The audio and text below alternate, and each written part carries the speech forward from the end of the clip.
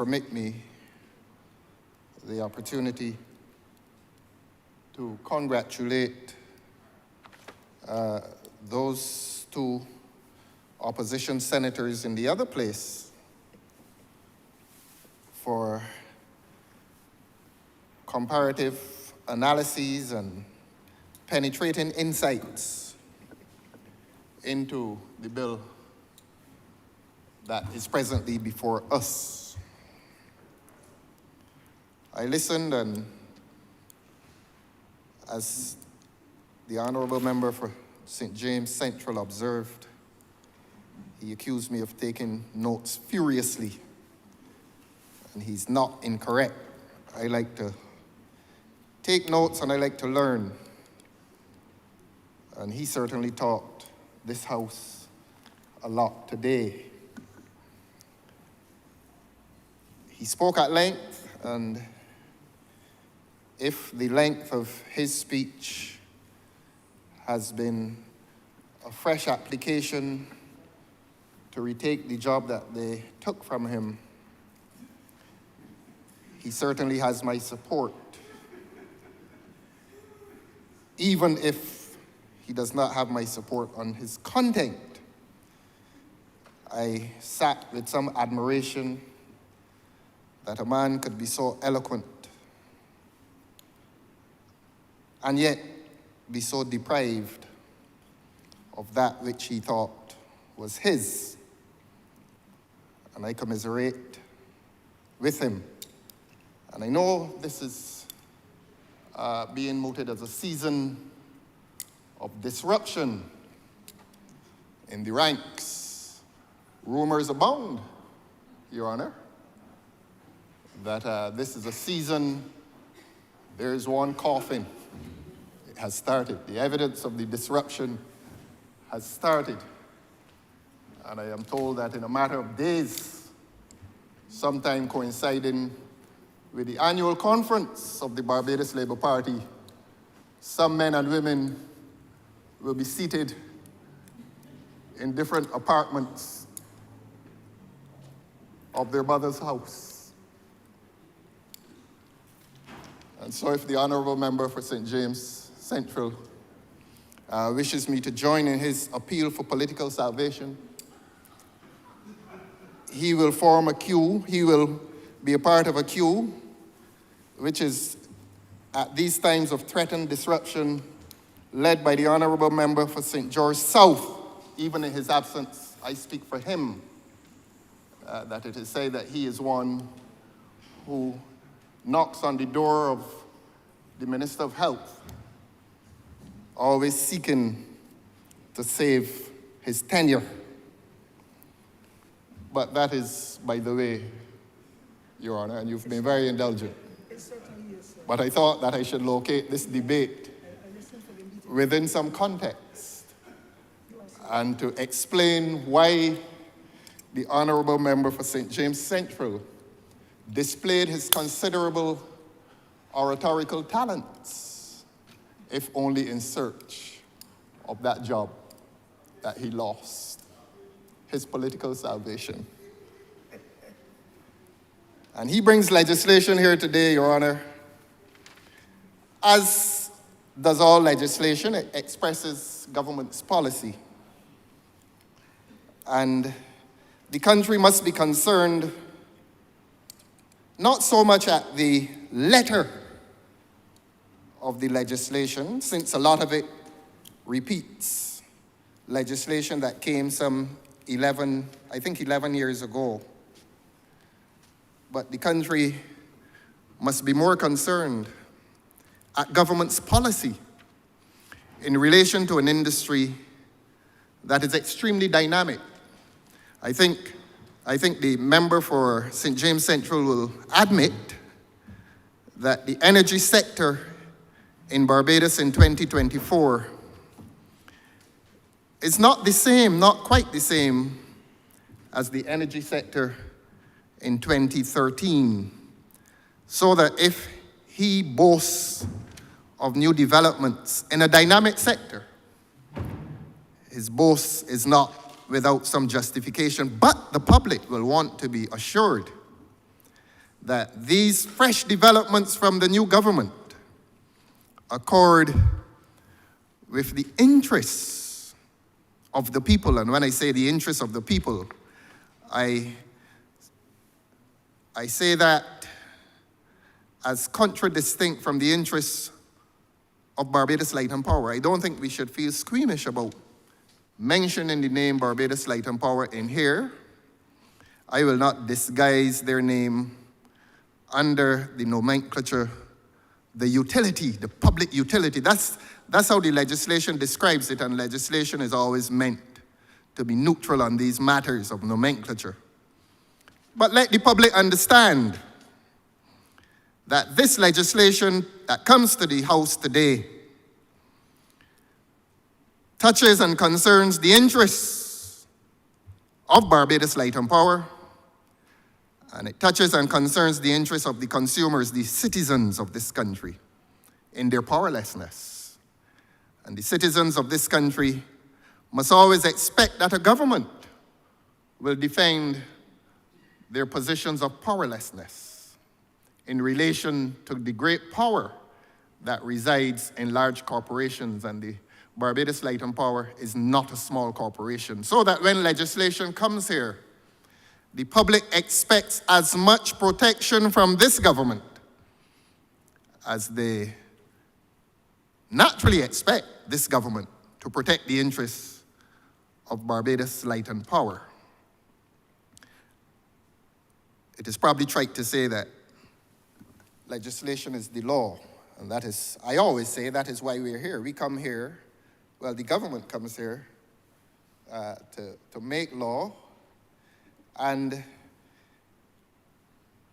it is easy they write it in English, so I don't know why people make this song and dance about what is written in English. We all are literate people, we read it and we understand it. But what is unwritten in legislation is this thing we call justice. The law is written. And as I've said, in this jurisdiction, it is written in English. And therefore, all literate Barbadians will understand everything that is said in it. You don't have to be a parliamentarian, nor a lawyer, nor an engineer in this case, nor even a philosopher, such as you are, Your Honor, to understand it. But the public wants to pay some attention to what is unwritten, and what is unwritten here today is this thing we call justice. That thing that the ancient Roman emperor described as the unshakable desire of the law to render to every man his due. And at the end of the presentation, the speech, the eloquence of the Honourable Member for St. James Central, will the public ask him? Will the consumer, the citizen, the powerless citizen ask him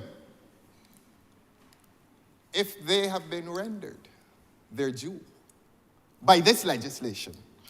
Whether justice has been served in their direction? I think you know my answer, Your Honor. And if you were seated not there and in your usual place, you may well quietly agree with me that justice within the text, hidden between the lines of this legislation, has not come to the citizen of this country. But it's easy for me to say that. It is another thing for me to prove it.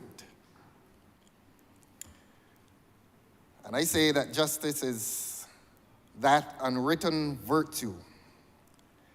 And I say that we will not find it within or between the lines of this legislation today.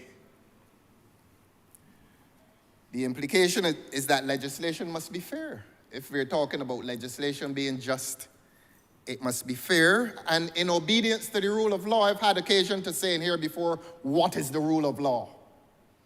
Some people believe that in that phrase, the rule is a verb. Some believe it is a noun. I'm going to say it again. That the rule of law seeks to ensure that no one, human or corporate, is given such advantage that he can function above the law. And a question which will present itself to this government is whether this legislation places the public utility. I will now emulate the Honourable Member for St. James Central, and I will allow the corporation to mask itself behind the nomenclature of the legislation. The question is whether this public utility has been allowed or is being allowed to function in a manner that some citizens will believe that it is above the law. Certainly when one looks at bills, and I'm going to come down to the cold hard facts, the cold hard reality that visits the lives of people once every month. And to say to the Honourable Minister, in spite of his accustomed eloquence, that energy is at the heart of life in Barbados, material life. That every company, every industry, every household, every corporation, every domestic entity called a household has to pay an electric bill. And I say that, and I say this without any hint of apology to anybody, because what I'm saying reflects the reality of people in this country. That electricity bills are at the heart of hardship in this country. Electricity bills drive inflation. And this is not an attack on the public utility. This is an exposition of the reality that visits the lives of people in this country. And when a government comes here to pass law, and that law pertains to electricity bills, the people can read the law, as my friend read it this morning. But can they feel justice? Can they feel that the law has served their interests? Can corporations in this country feel that this law has served their interests? Every commodity that you purchase in this country, Your Honor, is subject to an energy bill. For some, it is affordable. There are people in this country who postpone the obligation to pay a light and power bill. And 30 of us in here understand this more than most Barbadians. That there are lines to our constituency offices. And I'm not criticizing poverty in this country. I'm explaining the plight of the poor in this country. That more than any other bill, it is the light and power bill that comes to us in search of assistance. Every one of us, all 30 of us, those present and those absent, this is our experience. Sometimes it is the Water Authority bill. Sometimes it is in September or August, it is a request for a school book, a pants, a shirt. But from month to month, there is no content of a request which is as constant and repeated as the request to help with an electricity bill. That tells us something.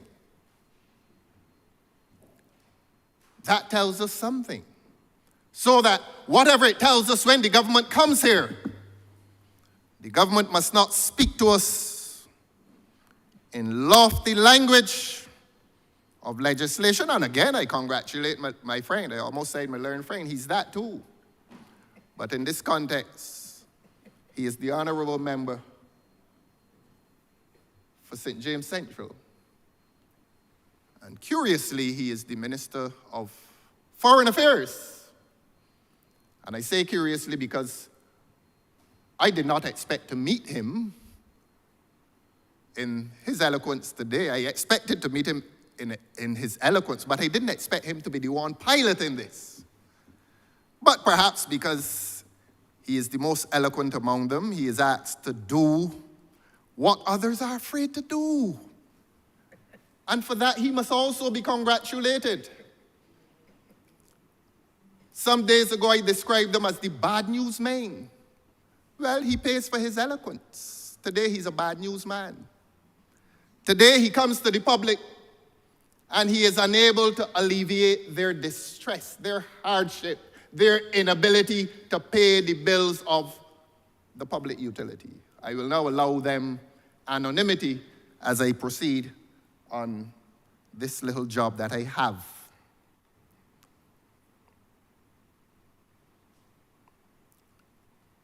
Let us bring it down to this matter. In an economy, there are competing interests. Within the context of this bill, there are competing interests. There's the interest of the utility, Barbados Light and Power, and my learned friend, the Honourable Member, I beg his pardon, the Honourable Member for St. James Central, described them as a monopoly. Now, that is a description that admits and endows them with much power. A monopoly, by its nature, is a creature of great power. You are the only one within the economy selling this service. And when you're the only one selling a service, might not that fact of monopolistic presence put the consumer, the citizen, at risk that you may overprice? And I'm not accusing them of overpricing, but a government that is vigilant, a government that intends to protect the interests of the citizen, has an obligation to ensure that cost of electricity, not only to corporations, but to domestic households, don't they have an obligation to ensure that those bills are affordable, that they can pay them? And so we have the interest of Barbados Light and Power, the monopoly. Now, it is not usual that legislation comes with an acknowledgement of the existence of a corporate entity. That in itself betrays great power. That legislation is passed to ensure your place in the marketplace. And not only to ensure your place in the marketplace, but to ensure your status, your monopolistic status. That is an acknowledgement by this Parliament of the great power that resides in the hands, the literal hands of Barbados Light and Power. You don't have to be an economist to know that a monopoly, generally speaking, or ordinarily, has great power in relation to pricing its product. In this case, the product is the generation of electricity. And that is why there's something called the Fair Trading Commission. And I will come to that in somewhat greater detail later. But the government has intervened as it is entitled to, and as the last government intervened as well, because the Honourable Minister would have reminded us that this entity functioned in this place for 100 years. And that the legislation has had to develop. And it is not usual for legislation to almost exclusively concern the interests of one company. So powerful and important are they. But this government, like the last government, acknowledges its responsibility, its duty to the public, to balance the interests of Barbados Light and Power against the interests of the poor lady who cannot get her electricity bill paid, or even the man who can get his electricity bill paid. But those are the competing interests here.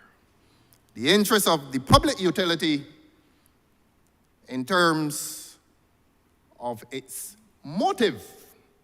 We know what is the motive. The motive is to make profit.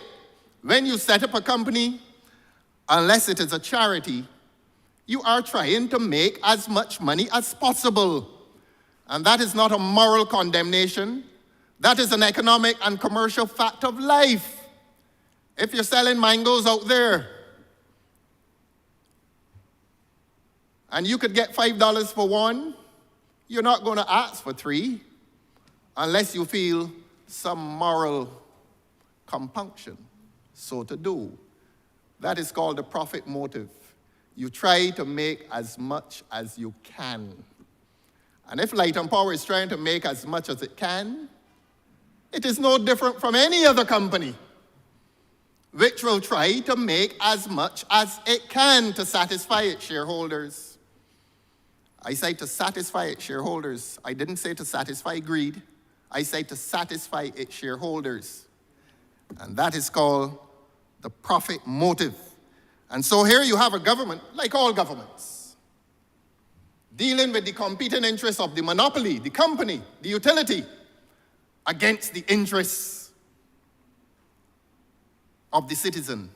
What is the citizen's interest? The interest of the citizen is that he or she must be able to afford the bill, that his costs must be as low as possible. This debate needs to come into the drawing rooms, the dining rooms, the kitchens of the people of this country. And the lofty expressions, the eloquence must not be allowed to lose the purpose and the meaning and the impact of this debate on the lives of people. Can this government withstand the criticism today that this legislation finds itself more favorably placed on the side of Light and Power? Or do we say to the public, is this government able to say to this public that this legislation gives comfort? In other words, is the eloquent member for St. James Central able to tell the people of this country today that after this debate, after the passage of this bill by 28-1, because I will oppose it. I will oppose it. And I'm unabashed about that. And I will oppose it, Your Honor, constructively. That is my constitutional duty and mandate. I will oppose it. Because this legislation, this government has not given any assurance to the people of this country, the poor people, the middle class people, and the rich people, that their electricity costs will be lowered. In the 2.5 hours that my friend spoke, the honorable member spoke, did this country hear him say to the people of this country, rich, middle, and poor, that their cost of electricity will be lowered? Not once. Not once. And this is not a personal or professional criticism. He resides within a government that has found itself unable to represent and defend the interests of the people against large corporations. John 3:16, that's a fact. That's a fact, Your Honor. Every time you smile, I interpret it as agreement with me. So please don't let them see you smiling. I have to be independent. Yes, you're independent. Here, but so sorry. I love it when you smile. And I love it when you speak. Oh, you love it when I speak? So please continue. Well, that is how the truth appeals to the chair. Please continue, sir. The chair returns love. Yes, please. Yes.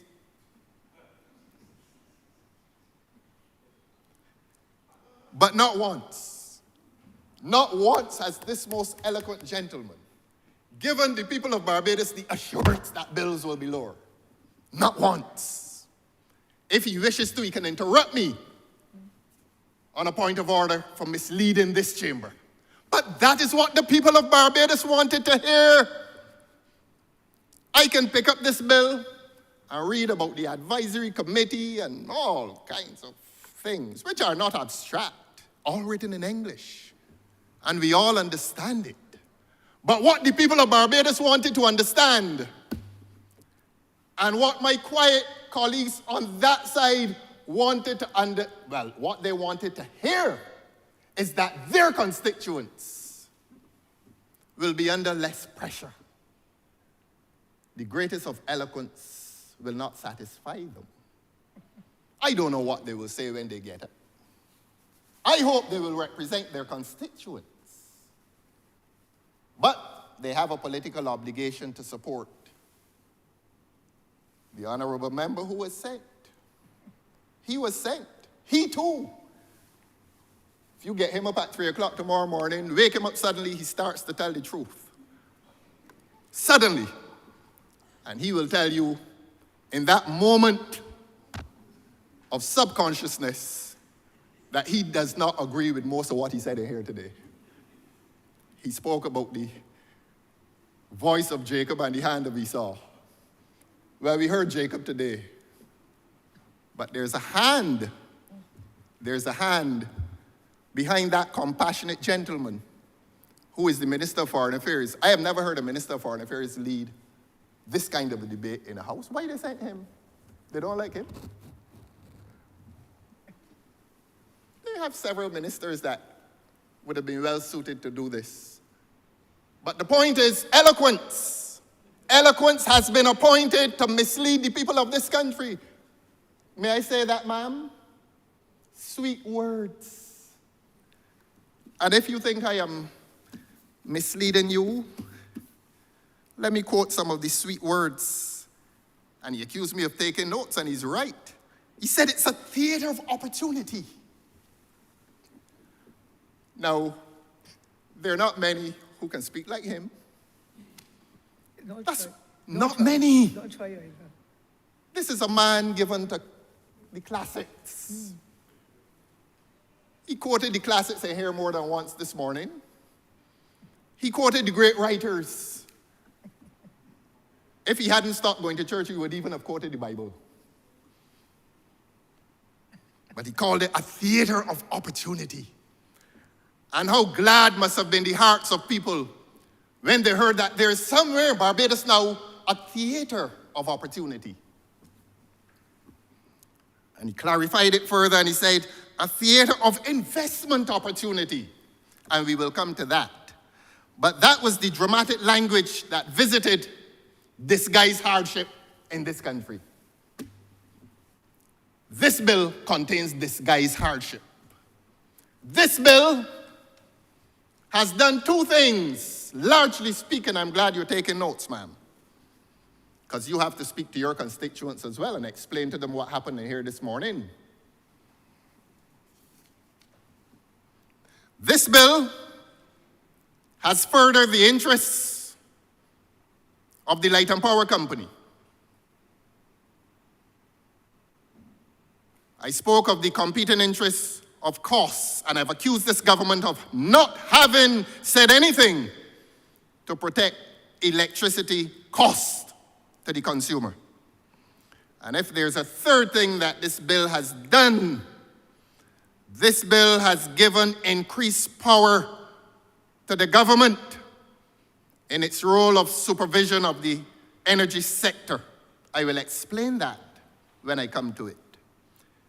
And if there is a fourth effect of this bill, it is that this bill has marginalized the Fair Trading Commission. As we all know, the Fair Trading Commission is a quasi-judicial body which seeks to regulate pricing, or in essence, to control corporations which are utility providers, electricity, telephones, water. And the fair trading is there for that purpose.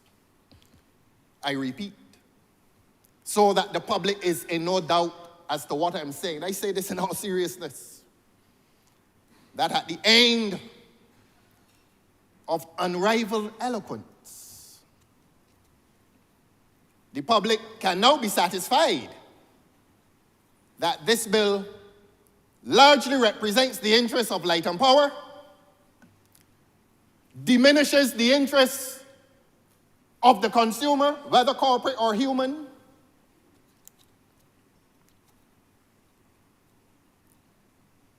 marginalizes the Fair Trading Commission, and further empowers the government through the offices of a single minister in terms, yes, they've marginalized the Fair Trading Commission, and they have further empowered a minister in his or her supervision of utility companies in this country. I don't say that lightly, because last year I said the same thing when they came here to amend the Utilities Regulations or Utilities Regulation Act. They came here to amend it. And that amendment expressed itself, if not exclusively, predominantly on the issue of further empowering a minister. In other words, the citizen through interveners, their right of access to the Fair Trading Commission was interrupted by something called ministerial discretion. In other words, a minister was given the discretion. The minister was given a discretion as to whether he or she felt that an application to the Fair Trading Commission was justified. So that what this act may have done, this bill may have done, this bill constitutes a continuation of a trend in which the government is placing itself between the corporation and the citizen, marginalizing the Fair Trading Commission and assuming powers not on behalf of the people of this country, but assuming powers on behalf of Barbados Light and Power. I can't be shy about saying it. We know what this bill is about. And as I've said before, and I'll say it again so that the people are reminded, it is a rare occasion on which legislation comes to a parliament and concerns itself solely with the prospects of a single company. I beg your pardon? Oh, I'm sorry.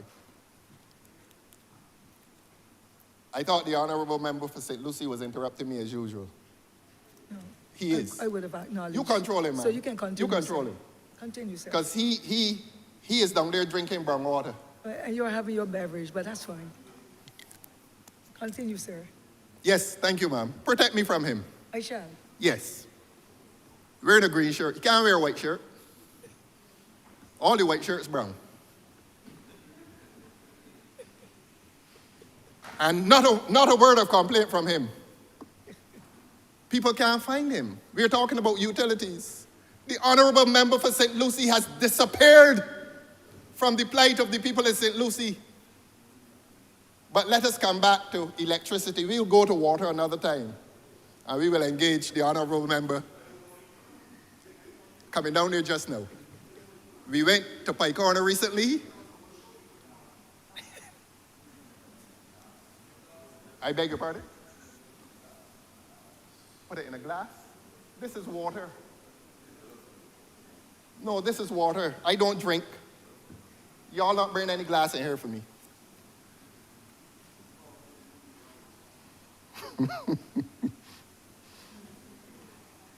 Continue, sir. Thank you, ma'am. The state has a duty to mediate these conflicting interests, to mediate them. If the citizen believes that the Light and Power has too much power, and if the citizen believes that he is powerless, the duty of the state, and when I say the state, I talk about a human community managed by a government, a cabinet. And that cabinet, that government has a responsibility to protect the citizen, the powerless citizen, in relation to a powerful corporation for whom this legislation has been passed. But don't disguise it in flowery language. I love your language, but I don't love your intent. And if your intent through this legislation is to further the interests of Barbados Light and Power against the powerless people in this country, I do not want any glass. I thank you.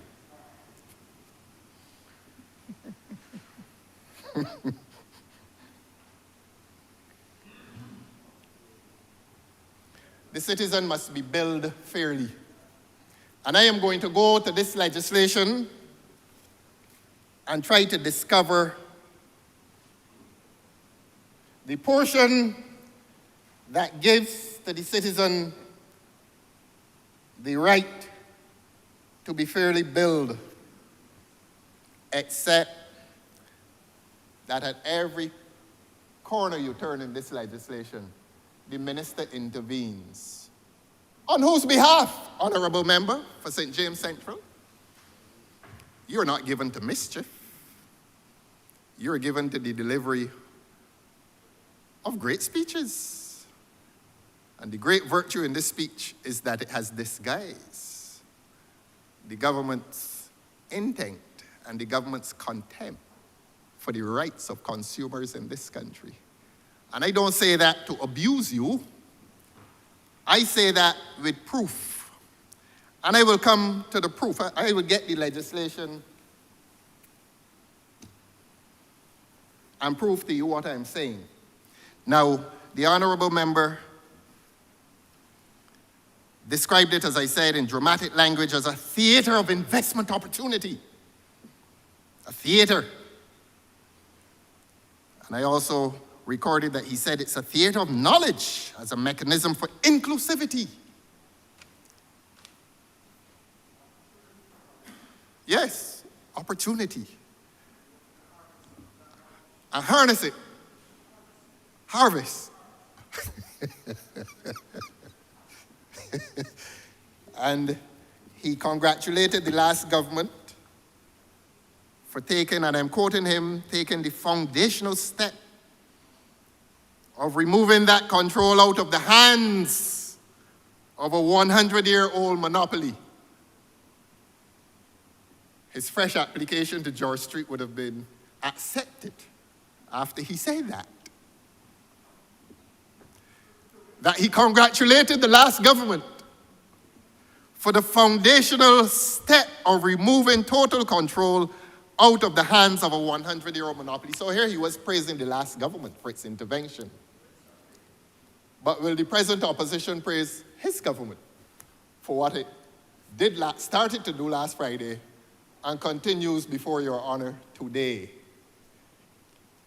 Is his government due the same praise that he reserved for the last government? And we accept the last government, because I wasn't a part of it, as you know, but the last government accepts your praise for the rescue.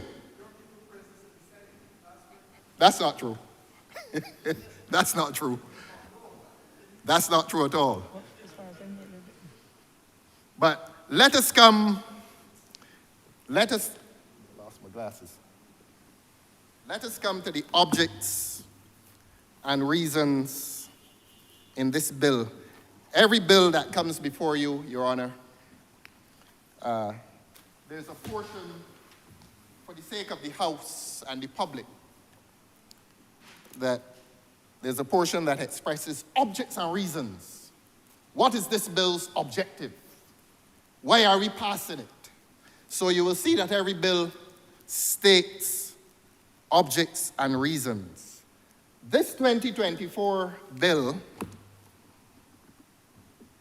says, and I quote, "This bill would, A, regulate the generation, storage, transmission, distribution, dispatch, supply, and sale of electricity, and B, promote local participation, competition, and the adoption of energy practices and technologies in the electricity sector that are sustainable to enhance energy security, climate resiliency, and ensure the reliability and affordability of services in the sector.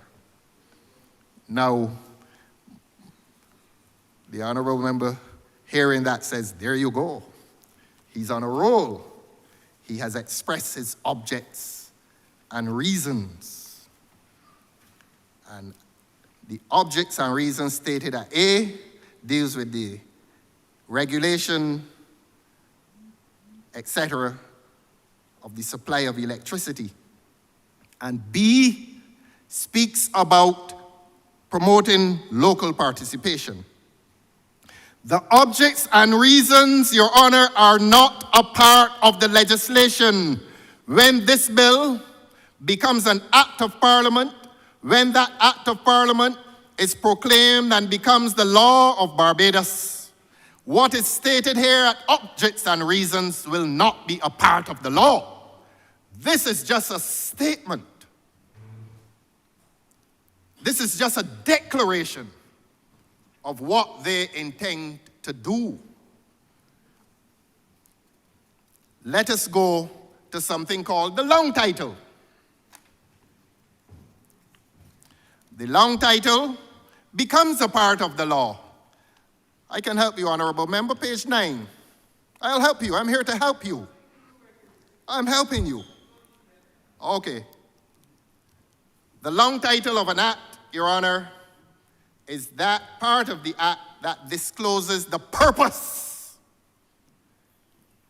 And that portion of the act can be used as a tool in interpreting the act. In other words, if this legislation goes before the courts and the question as to parliamentary intent, what did Parliament intend? That's what they always ask in the courts. What did Parliament intend to do? And they go to the letter. They won't go to the objects and reasons stated in the bill itself. They can go to the long title. Here is the long title, Your Honor.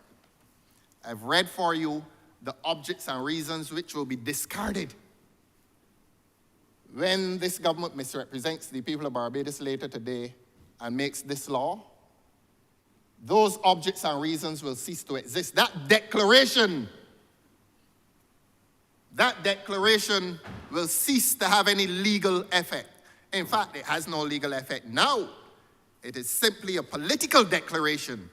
But here is the law contained at the long title of the act, which will become a part of the act, a part of the law. The long title says, an act to regulate the generation, storage, transmission, distribution, dispatch, sale. Beg your pardon, I'll read it again. An act to regulate the generation, storage, transmission, distribution, dispatch, supply, and sale of electricity.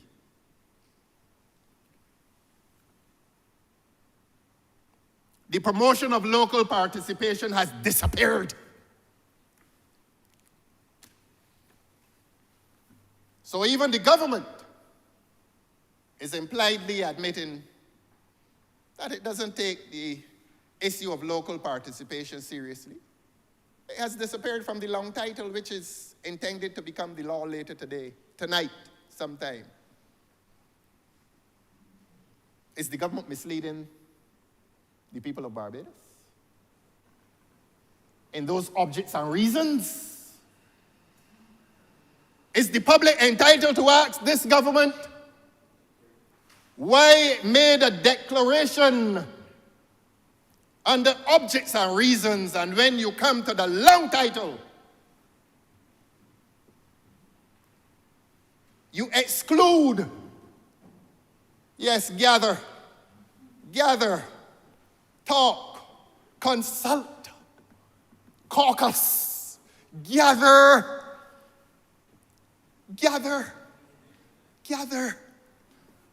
Help him to read it. Honourable member for St. James Central, show it to him. He came to see it. He can't believe it. Your Honor, he cannot believe it. He has now converged on the Honourable member for St. James Central, and he's trying to bail him out. He is asking the Honourable member for St. James Central how he could include the question of local participation in objects and reasons. And when you come to a long title, Christchurch East, converge with him. Ask him what I'm asking him in the presence of the Honourable Deputy Speaker and the people of Barbados. I want them to hear me. Converge. Because you two are shocked. And you two must have whispered in his ear. But how could you make this declaration as the local participation in the energy sector? And when you come to the long title of the act, you exclude it. And that is where the mischief begins. That is, it is that, beg your pardon. I rise on a point of order, Madam Deputy Speaker. And I wanted to give the Honourable Member an opportunity. He's misleading the House. I want to give the Honourable Member the opportunity to have sufficiently long a run-up that he cannot escape from himself. Now, he has said repeatedly that in the objects and reasons, reference is made, which is correct, to the promotion of local participation. He asserts incorrectly that the substance of the legislation abandons local participation. When, in fact, had the Honourable Member read the legislation, he would see clearly at Section 13 of the bill, Clause 13, local participation and investment is specifically referred to, and that the Minister is empowered, or in fact commanded, to take measures to promote local participation and investment in the sector. The very same thing that he says is not the intention of government is in fact written into the bill. Mm-hmm. A study once again in absurdity. Okay. Member? He is not misleading you.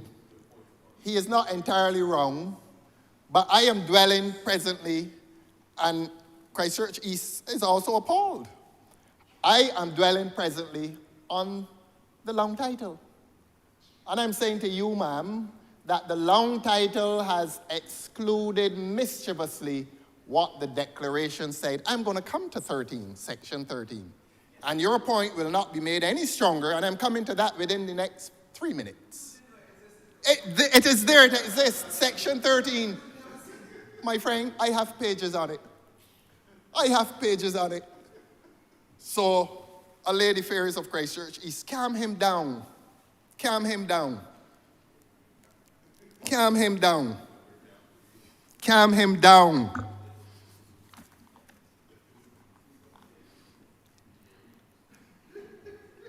I go back to my point that the declaration speaks to generation of electricity and it speaks to local participation, but when we come to the long title, which is a tool of interpretation, which is a statement of statutory intent, it excludes local participation. But my friend draws me to Section 13, and I come to Section 13 and read for his benefit, and more than his benefit, the benefit of the people of Barbados, who must understand the mischief that this government is pursuing. I have Section 13 here, my friend. And to please him, no, I make good notes, you know.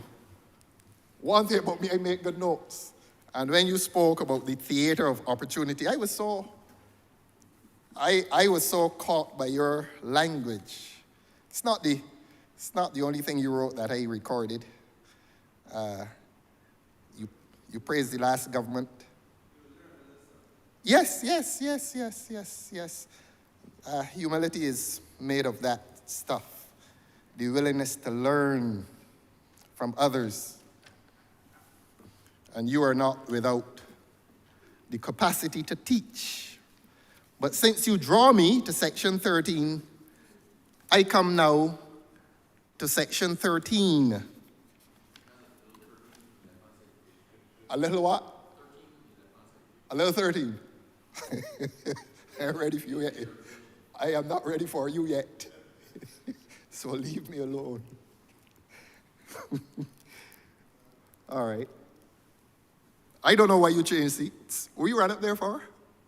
Honourable member, please. Yes. Would you conclude? He heard something and he ran up there and quarreling with the member for St. James Central. Down in his ears quarreling. And so the honourable member for St. James Central draws us to one section. One section on local participation. It appears in the declaration. It disappears from the long title and reappears at section 13, the unlucky number. You know, ma'am, it appears under a rubric, local participation and investment. You think so, huh? Okay. But you know that will not appear in the act. Does it? I don't know. I don't know. I don't know. Y'all brought it in here. Tell me. Tell the people of Barbados how y'all tricking them. Tell them. Tell them. All right. Well, if it will be in the act, so be it.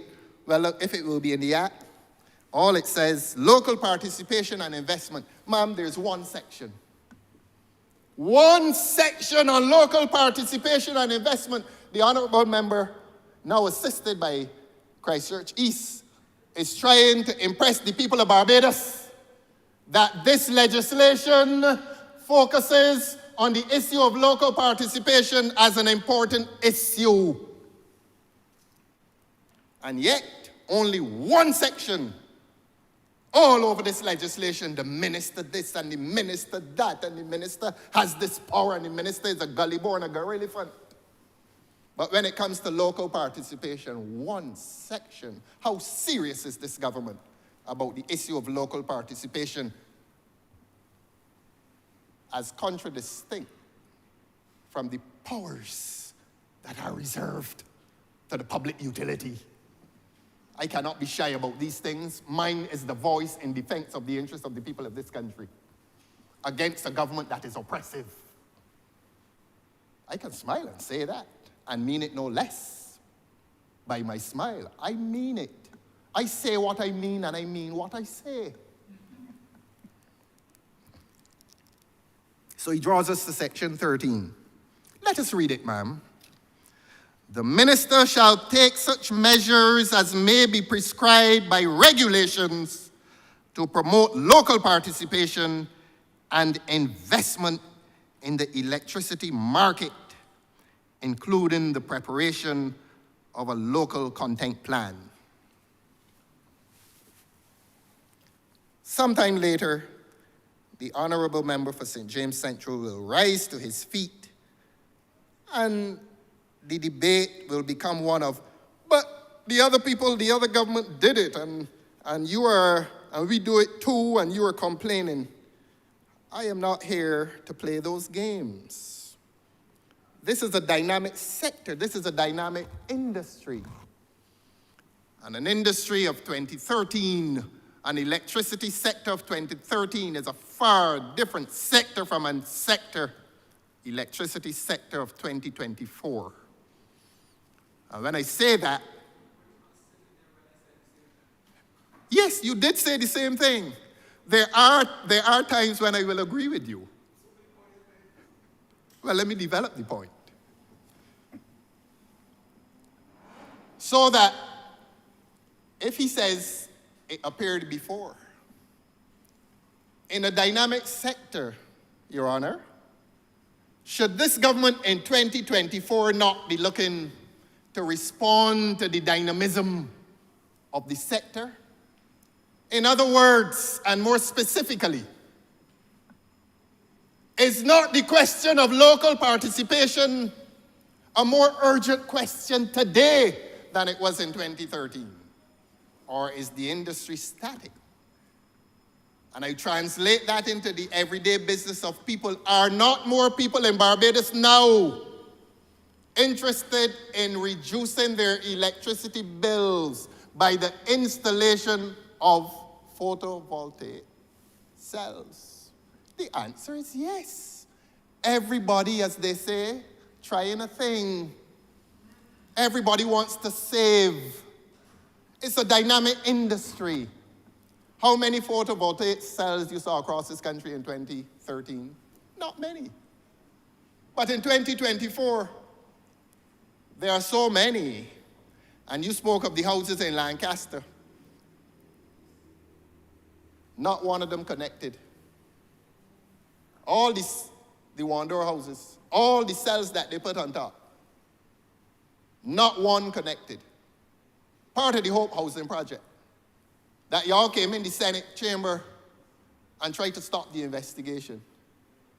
All of you, they came in there and tried to stop Hope from being investigated by the PAC, the Public Accounts Committee.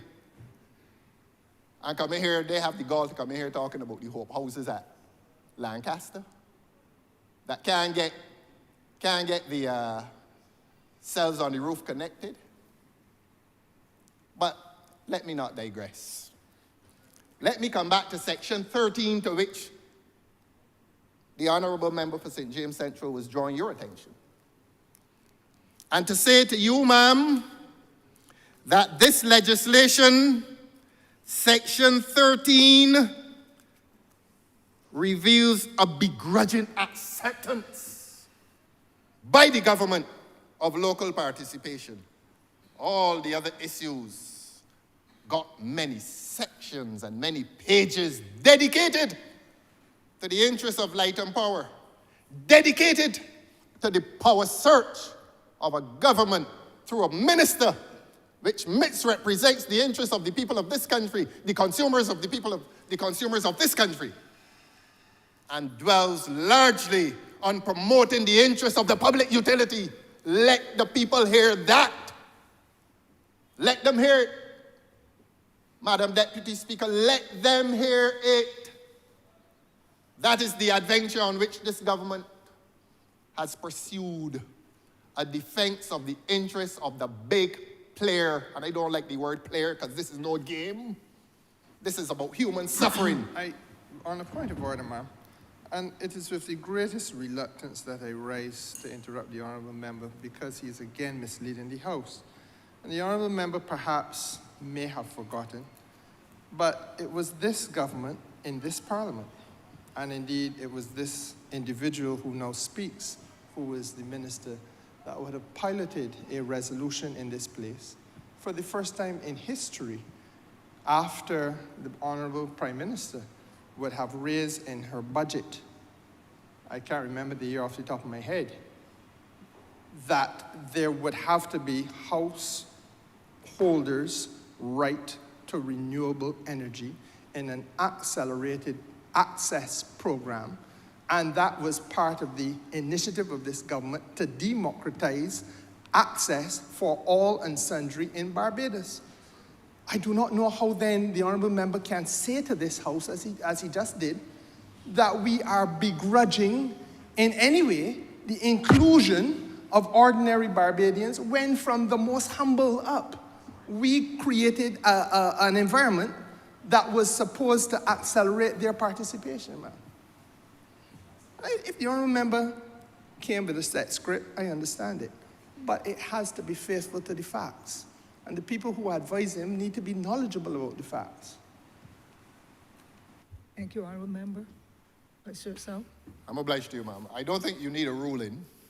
He's making his wrap-up speech before I finish my speech. Yes, yes, yes, yes, yes.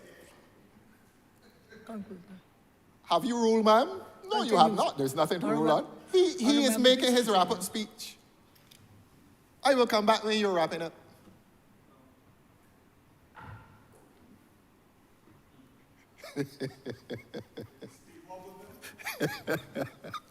Clearly. You may conclude, I continue, sir. I laugh at the way he looked at me. I laugh at the way he looked at me. You. You're my friend. Honourable member, will you please continue? Ma'am, you saw the way you looked at me? No, sir. I wasn't looking. I wasn't looking, sir. No, I'm not appealing for any like. Section 13 is a begrudging acceptance of the issue of local participation in the electricity sector. It is short.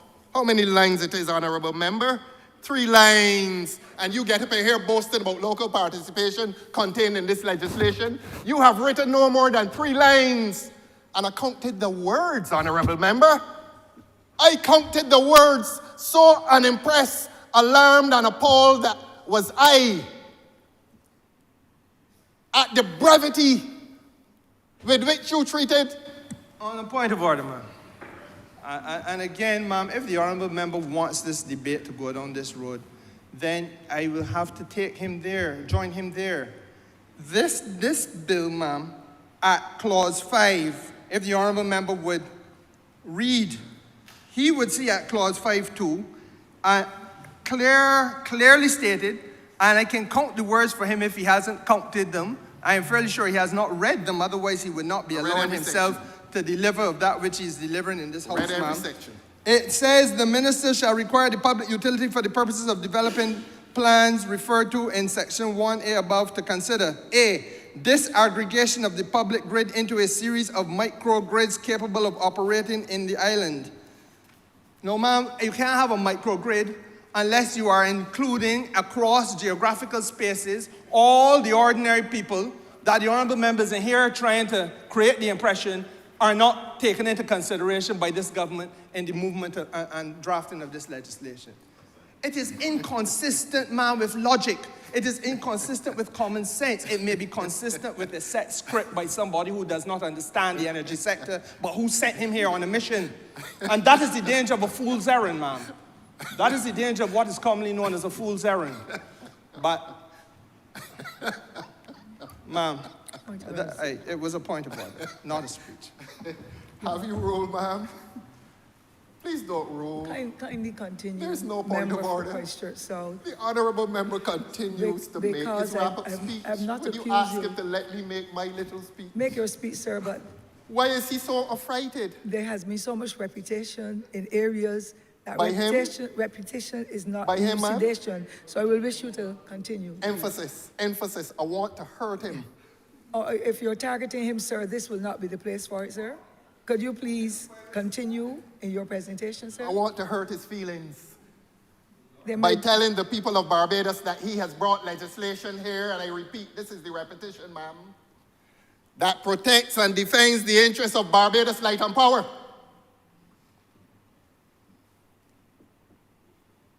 That emphasizes the power of a minister. That marginalizes the Fair Trading Commission. And that adversely affects the powerless interests of the consumer. Those are the 4 prongs of the fork that are dug into the chest of this population by this legislation. Don't let them hide behind any pretty words. And I will come to 5 very shortly. Everywhere you lead me, I'm going.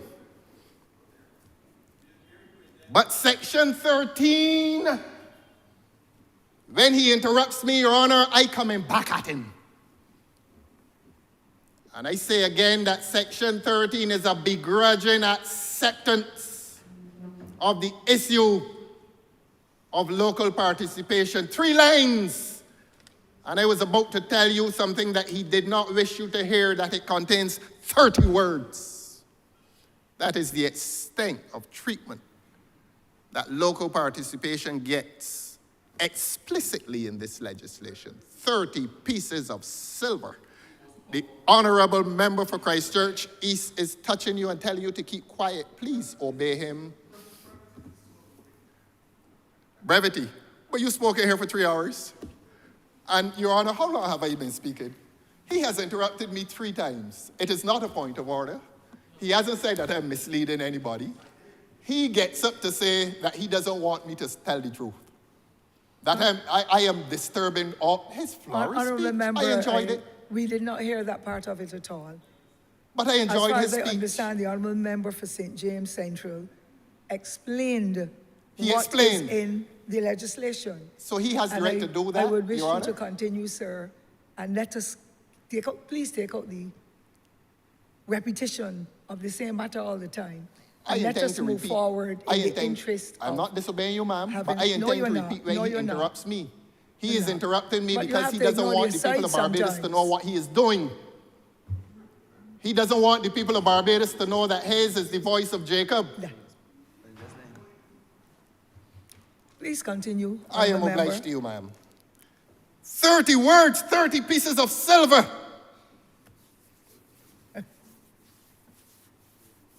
And you will allow me one more. Expressing a begrudging acceptance of the local population to participate in the energy sector. 30 words. 30 words. Well, he wants me to come to another section, but my theme is clear, and you don't wish me to repeat it. The 4 prongs of that deadly fork against the interests of the people of this country. He went to section 5, but he ought to have gone, if he wanted to make a point in his own feeble defense, he could have gone to section 21, which gives interconnection rights.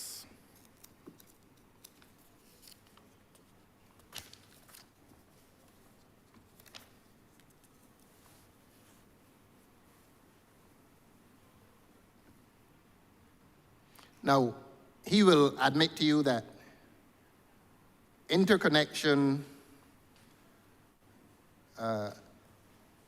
gives rights to other licensees, obviously, to connect with the public utility.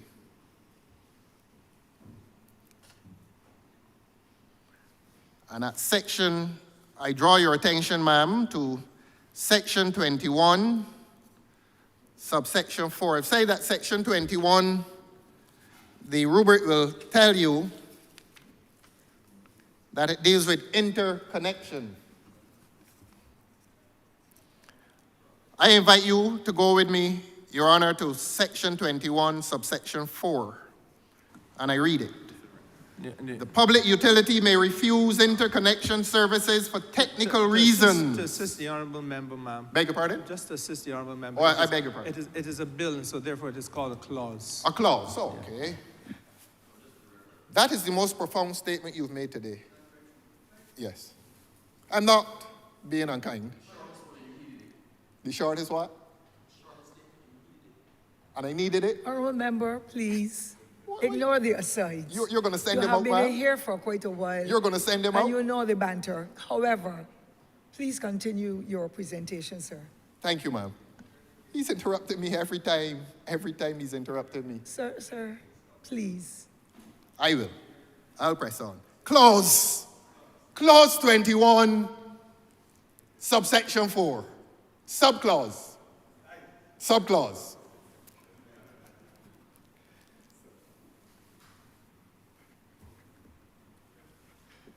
The public utility may refuse interconnection services for technical reasons, but shall not impose on another licensee or a registrant for the purpose of interconnection a technical requirement that is A, unnecessary or onerous in the context of the safety, stability, and reliability of the public grid, or B, inconsistent with the license or conditions of registration of the person. What that clause is telling you, Your Honor, is that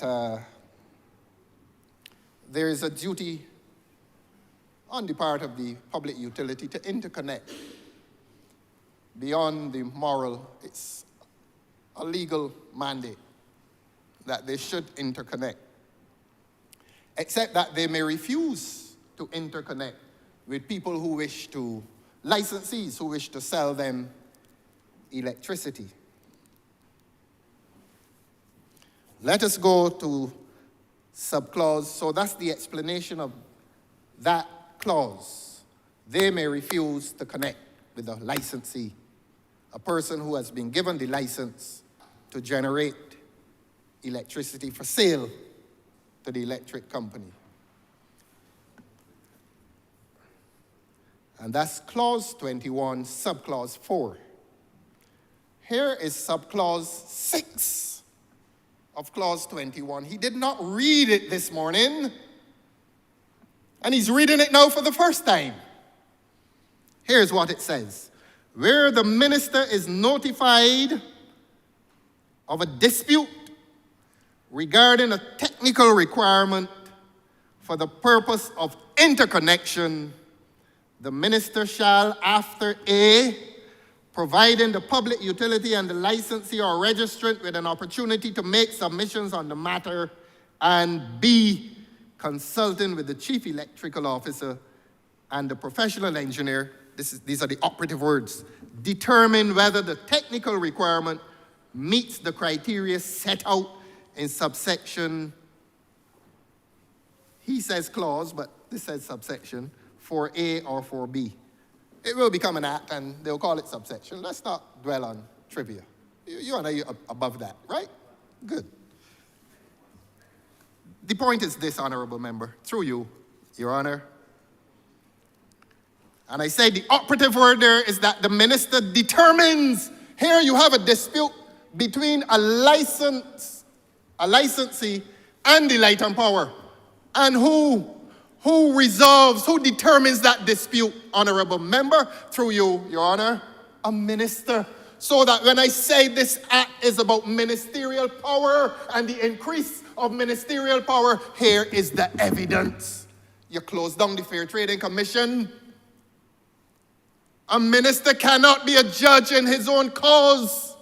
That is a breach of the principle of natural justice. Go back to the draftsman and tell him that he has misled you. Go back to the policymaker and tell him that he has misled you. That a minister is overreaching the powers that he ought to have. The minister is involved in the transaction. The minister cannot also be a judge in the cause in which he is involved. That is called a breach of the principle of natural justice, and that is why I say to this minister, the voice of Jacob, shouting above the secret and insidious hand of Esau, that ministerial power is increased by this legislation, and it is so increased that it breaches the principle of natural justice, that a minister who is participant in a transaction involving Light and Power and licensees is given the right to determine a dispute. You ought to close down the Fair Trading Commission. It is a quasi-judicial power that has been given to the minister. The minister under this act has been given the power to determine, to decide on a dispute between Light and Power and a licensee. A minister ought not to have that power. Send back for the member for Christchurch East. I don't care if it was in 2013 or 1913. All I am is a lawyer and a parliamentary representative. And all I try to do is to tell the truth. What do you want me to do? Honourable Member, please. What does he want me to do, Your Honour? Please stick to your... He wants me to tell lies on the people's time. That will not be allowed, sir. And on the people's business. He wants me to mislead you. He wants me to tell you that a minister has not been given judicial, quasi-judicial power in this legislation. Is that what he wants me to tell you? I am duty-bound. I am duty-bound, Your Honour. And I will continue to tell the truth on the people's time and in relation to the people's business. And when I spoke earlier of the four-pronged fork that is digging into the chest of the population of this country, one of those prongs was an increase in ministerial power. And this is an example of the increase of ministerial power. That a minister is participant in a transaction. The transaction involving the licensing, a transaction involving the passage of legislation which secures the position of power of a public utility, and when a dispute arises, a minister by this act, by this bill, which will become an act of parliament, he is allowed, or she, to decide that dispute. The honourable member for St. James Central, he also is a lawyer. And he also understands the principle of natural justice, articulated by some as the rule against bias. 1, 2, 3. The Prime Minister was here and she left. 4. I'm counting the lawyers. And the Attorney General, 5. And you make 6. No, on that side. Oh, that side. But you were on that side before, so you, I was. Yeah, but please continue. And now I'm free. Please continue. And now I'm free. You are free, sir. As you should be as as a citizen of Barbados, you are free. So but please let us get back to the discussion. So that I'm saying to a government that contains several good lawyers, and the honourable member for St. James Central is a good lawyer. Unfortunately for the people of Barbados, he's also a good politician. And that is not always a compliment. Sir, please.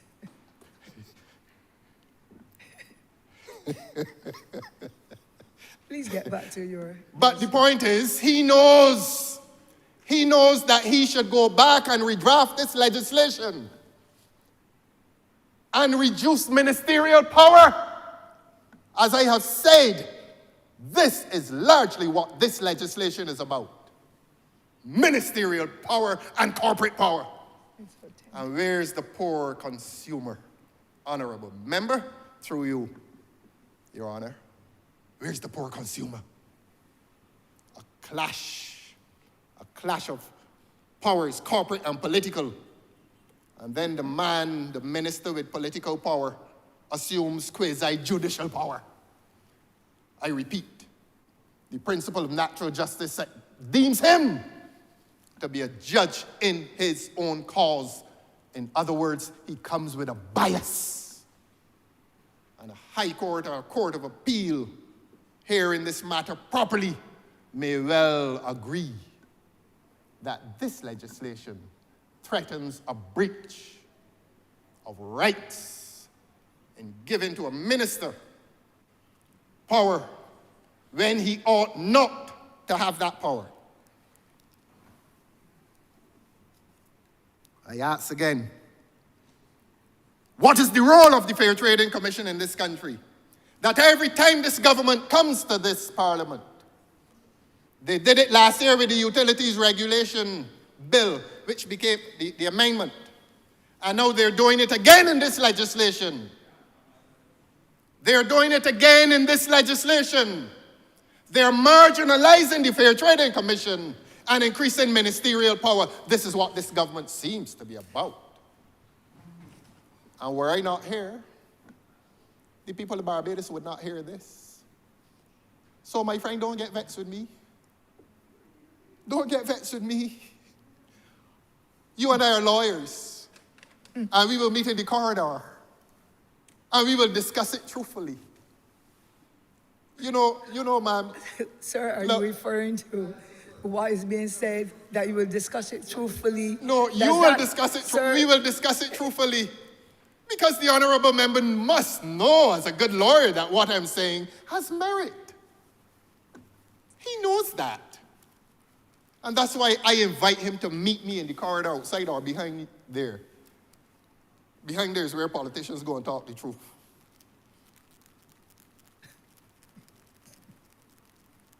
And he knows. He knows, ma'am. So don't make a boast about Section 13 when Section 21, subsection 6, brings this government into difficulty with the law.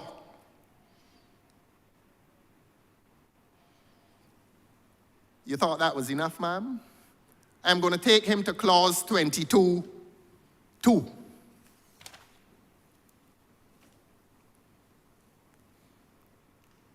And the rubric is agreement on purchase of electricity by public utility. Let us read clause 22(1) for context. The public utility shall purchase electricity from another licensee or a registrant at such rate and on such other terms and conditions as may be approved by the commission. So fine. They acknowledge the role, the rightful role of the commission, and the commission here means the Fair Trading Commission. So they have been resurrected at clause 22(1) of the bill, which they're going to make law tonight. But here's subclause 2. They're going to make it law tonight. The people of Barbados will know this. Y'all, the government, I ain't bring this in here. I would never bring this in here. It is wrong. It's morally wrong. It is morally wrong. No, they did not. They did. They did.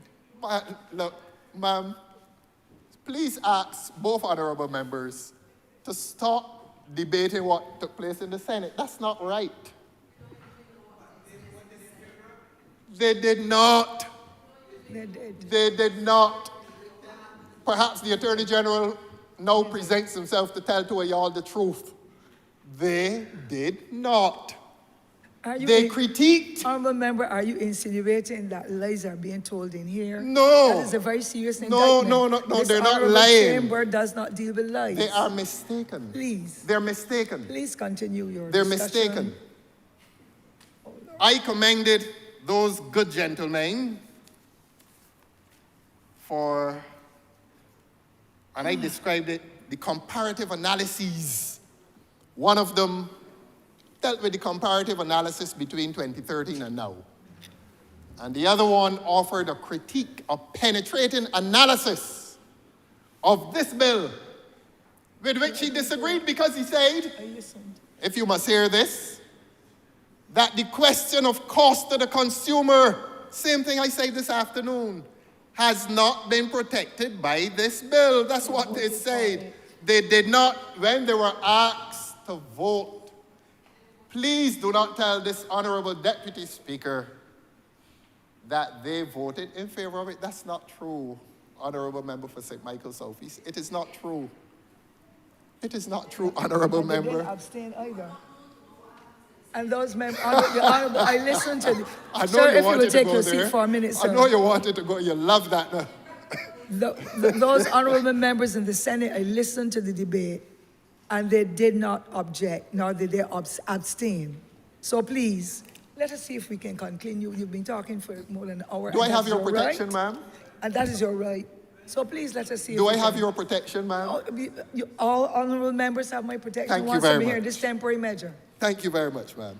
And sir, there's so much repetition of the same thing. If we could just get you to that momentum that I Yes. know you have, please, so that we can go to the next level. Your record will disclose that the honorable member for St. James Central spoke for 2.5 hours. And you have that extension of time you can go beyond, sir. You're allowed that as well. No, I don't want But not that to time. repeat the same thing over and The over point again. I'm I know making you're is a very that bright not lawyer. even the snores of his colleagues interrupted him. But I listened to him. There was no need to listen to him as well. Beg your pardon, And ma'am? I had listened to him as well. Yes, you Otherwise, and I would've- listened for I would all have told 2.5 him about hours. repetition if he were doing it. And So, But- you're on a good path. But please, can we? yes. Yes, sir. Yes. Thank you so much. I Yes, know you're a very kind- good at that job. I know you're a kind gentleman. Yes, yes. And a bright one too. I'm obliged to you. Yeah. That is very kind of you. I hope you mean it. You know me. So that I was bringing the honorable member for St. James Central to clause 22.2 of this bill, which they're going to make law tonight. And for context, before he interrupted me, I was saying to you, ma'am, that the public utility has the right to charge the licensee selling them energy on terms and conditions approved by the Commission.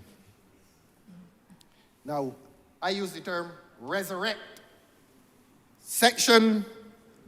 Clause 22, subclause 1, resurrects the role of the Fair Trading Commission, which has generally been marginalized by this legislation. But let us consider the subclause that follows. And it reads as follows: where a licensee is an independent power producer, the minister, hear it, ma'am, the minister shall, after consultation with the Commission, establish a time frame for the conclusion of negotiations for an agreement between the public utility and the independent power producer on the purchase, of electricity.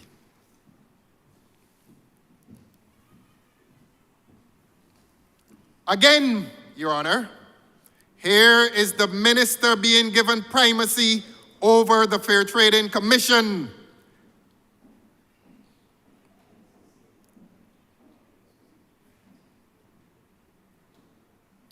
Here's the minister being given powers in relation to rates and terms and conditions that should exist between the utility, the public utility, and a licensee selling power to them.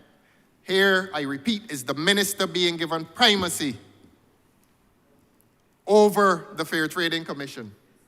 So that when I say, Your Honor, that this legislation entrenches the power of the minister, not only is he given quasi-judicial powers in the earlier clause, but here he is being given primacy over the Fair Trading Commission. And that's why I have said that this legislation marginalizes the Fair Trading Commission. At first glance, the public may not be aware of it, because here you have a voluminous piece of legislation supported by a flowery speech, such as my friend is given to. But when you go into the nooks and the crevices of the legislation, the mischief reveals itself. The over-empowerment, the excessive powers being given to a minister. And this government now wishes to impress people that in balancing the interests of the corporation against the interests of the consumer, that they are concerned for the interests of the consumer. They are not. This government is not concerned for the interests of the consumer. It is not. The evidence is here, my friend. The evidence is here, the four-pronged fork. Will you permit repetition, my lady, Your Honor? Or have you heard it enough? And lest you shall forget, the entrenchment of the power of the public utility, the further empowerment of the minister, the marginalization of the Fair Trading Commission,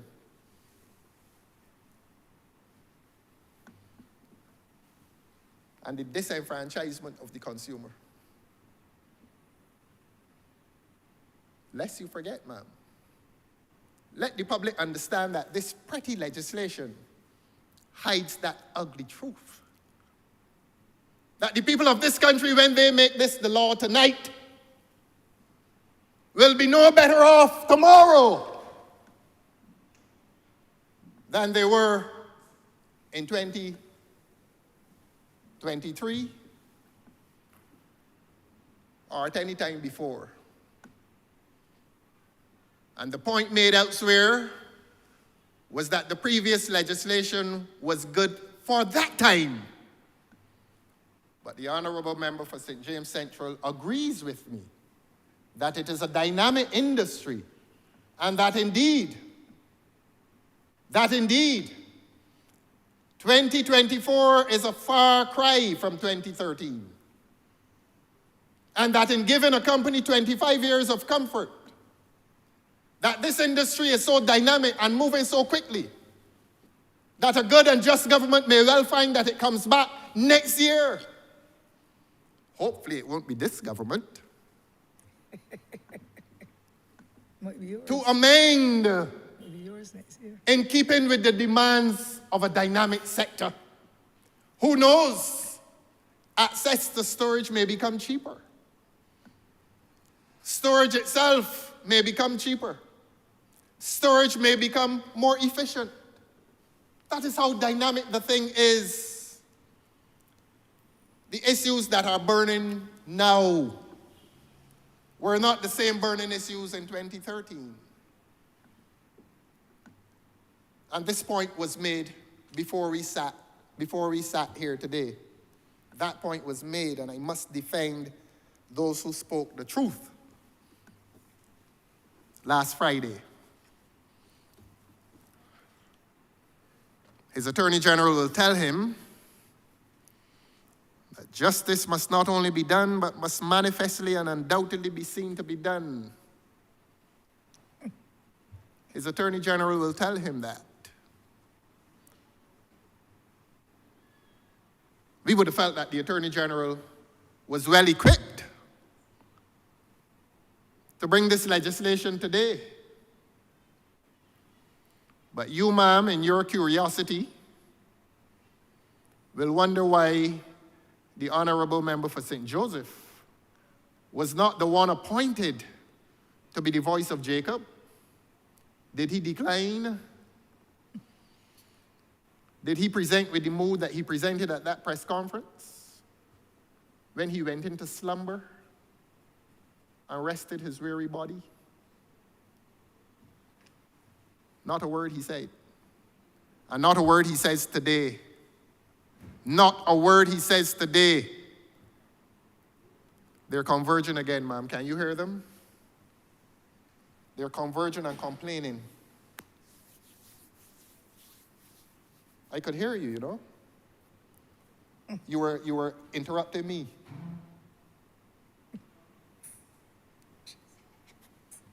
I could hear every word he was saying, ma'am. Suppose I told you what he was saying. Suppose I told you what the Honourable Member for St. George South just said to the Honourable Member for St. James Central. Suppose I told you.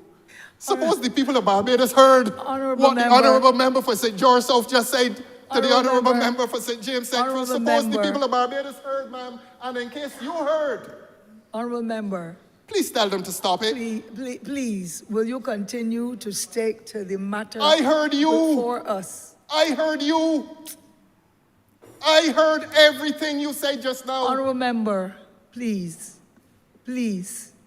would you, sir? I heard you. Please, before, I don't want to ask you to take your seat while I speak. Please, Honourable Member, could you continue to discuss this matter? Yes. And share, I want him. And share your concerns and don't mind the asides. Yes, but you see, when I can hear him, he cursing me now. He cursing me now. Honourable Member, He cursing me I now. have not heard him. Will you take your seat for a moment? Yes, ma'am. I think you're getting a little hot, Yes. and I want you to be comfortable in your presentation. Honourable Member, please. If there are asides,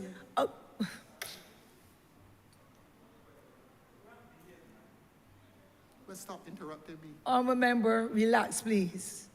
Relax, please. If you need some water, No, I'll I ask don't you, need Honourable anything. Member. I just please. need peace and quiet Just while I'm speaking. Yes, please, yes, you will get that. But you know the banter. Please, do not pay attention to the asides.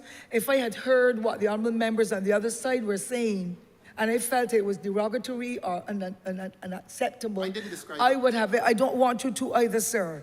Please stick to order number 13, and you have done so much repetition.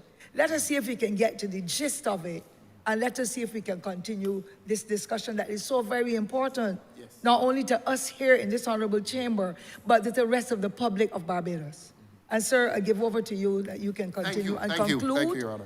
in the interest of what is I trust happening. that they will now allow me to give this speech in silence. Again, sir, we know what Parliament is like. Well, it should not be like And that. we know what happened in our political parties. There's order. When there's differences, you don't get everybody to listen, but we are all listening to you attentively, and the records are being made. So please, let us get back to this lecture. You've been here long. debate. Is it Order 38 that says that a member shall be allowed to give his speech in silence, his or her speech in silence? That's an order. But were it not, sir, that's now part of the standing you're orders. reflecting now, sir, on my management here in this honorable chair. And therefore, please continue. I'll give you the latitude, but let us see if we can get to the gist of it and your agreement or your disagreement to this piece of legislation so that we can go forward. There are other honorable members who also have the opportunity or the privilege that they can make their contribution as well. They can rebut, but we're gonna do it as orderly as possible. So you can continue, sir. Yes. Now, I am on the issue of ministerial power. And I have promised the House that I'm not going to trace this this bill, I beg your pardon, clause by clause.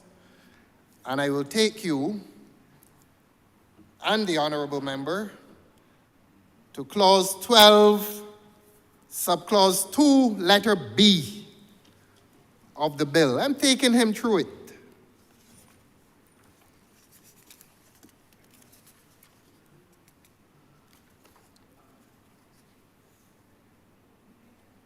Go ahead, sir. Thank you, ma'am. Now, this falls under the rubric terms and conditions of license.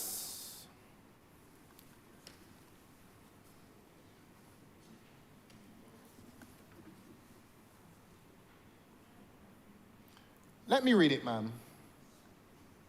Didn't want to take too much of your time, but permit me to give context. It's okay, I'm here to Thank do you, the ma'am. people's business. A license or licenses with respect to transmission, distribution, sales, and dispatch may be issued to the public utility for such period, being not less than 25 years, upon such terms and conditions as the minister considers appropriate for the purposes of this act. Again, the minister is prominent. And then it goes on, subclause 2, without prejudice to the generality of subsection 1, B, the minister, again, the minister, may include in a license a condition requiring a licensee to comply with such other obligation, whether or not relating to the activities authorized by the license, as appears to the minister to be necessary or expedient for the purposes of this act. And the minister may also provide a condition in a license to cease to have effect at such time and in such circumstances as the minister considers appropriate. Now, if I said earlier, and I did say earlier, that the minister is party, he is fully participant to the transaction of licensing, he is fully participant in the transaction pertaining to the license given to the public utility.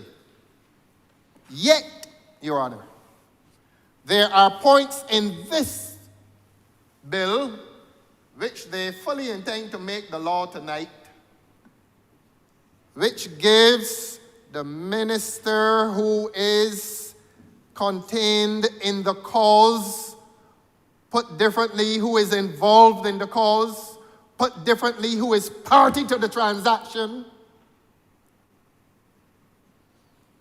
he is given quasi-judicial powers. Again, Your Honor, that is my submission, that is my contention, that is my argument, that this act, in several aspects, in giving excessive power to a minister commits a breach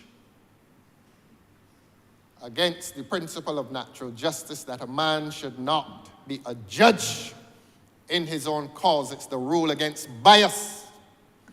How can you ask a minister who was participant in the transaction to give a decision? And I go as far as to say a judicial decision. And if that is too far, a quasi-judicial decision. But it is fine to speak at length on the act, yet you commit the sin of excluding the injustice that this act commits. I go back to the 4 prongs. Over empowerment of a minister and no defense. No defense, absolutely no defense of the consumer. Where's the consumer? Justice must not only be seen to be done, but it must manifestly and undoubtedly be seen to be done. I repeat, justice must not only be done, but it must manifestly and undoubtedly be seen to be done. That is a dictum that came from a case in 1924. This year, that dictum is 100 years old. And it is as compelling a statement of the law now as it was when Chief Justice Lord Hewart said it in 1923-24. Nothing, there has been no subsequent statement of law that has revoked or abrogated that statement in the law. It remains good law today. And being good law today, it renders this statute, this legislation, this bill, bad law in its content for its breach of the principle of natural justice, and not only natural justice, but the justice that must come to the consumers of this country. All this legislation is doing is disguising the severe disadvantage that is brought to the consumers, the citizens of this country, both corporate and human. And I go as far as to say protects the public utility, but perhaps they're special. And then the honourable member, and I sympathize with him, for St. James Central tells you and tells this House and tells this country that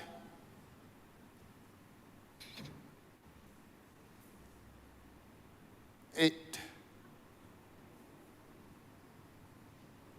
speaks to monopolies, and he says that it disturbs the monopolistic status of light and power. That is not true, ma'am. This legislation is an acknowledgement of the monopoly status of light and power. And that is why previous governments and a previous government would have passed a law to protect the consumer against the profit motive, against the propensity, the natural propensity of a monopoly. When you are a monopoly, the consumer can be at your mercy, and that's why you need legislation like this. That's why you need the utilities regulation legislation. That's why you need the Fair Trading Commission. That's why you need all of these bodies to protect the consumer against a monopoly. And we were not happy this morning when the honourable member for St. James Central dared to tell this country that this legislation was in some way breaking a monopoly. breaking the monopoly, he says. I couldn't believe it when he said that. And he explained it by saying that the monopoly is broken by the fact that, I wrote it, yes, here it is.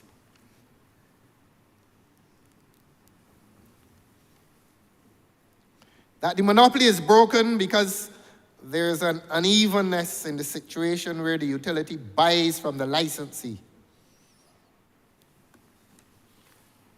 Now, the honourable member, he is in the company of some economists in his government, and they will tell him that the fact that local participants may sell to the public utility is not a break of their monopoly status. That's not true. The status, the monopolistic status, is established in the marketplace of sale.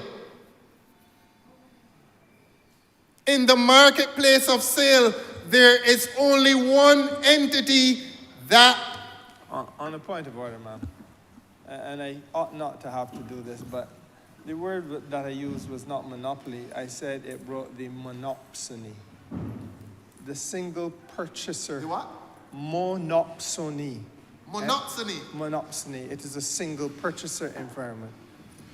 It may be a new thing for you, but it's been around for a long time.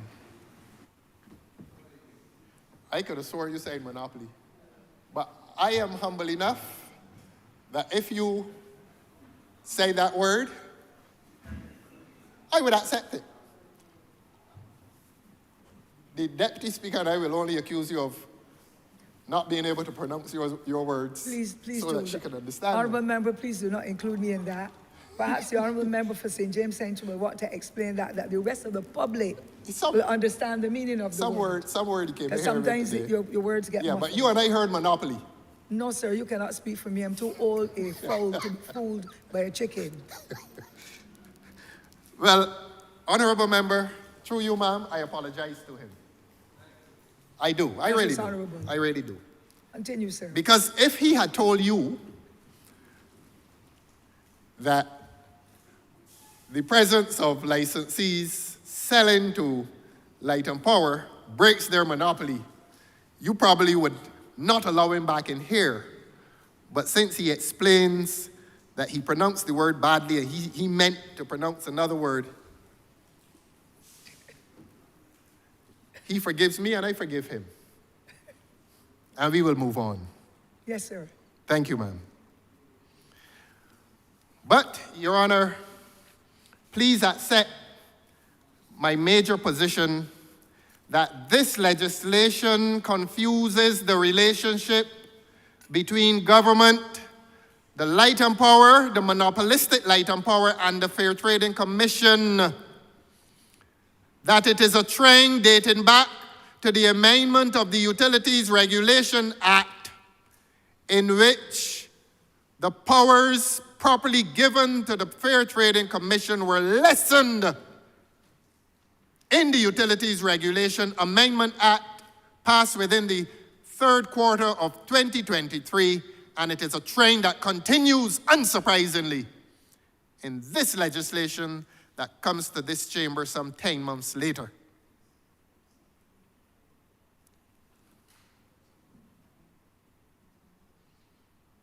I've spoken, I don't know for how long I've spoken, Very long. Very long. but I will wrap up very shortly. But I will not sit unless I bring some information to the goodly minister.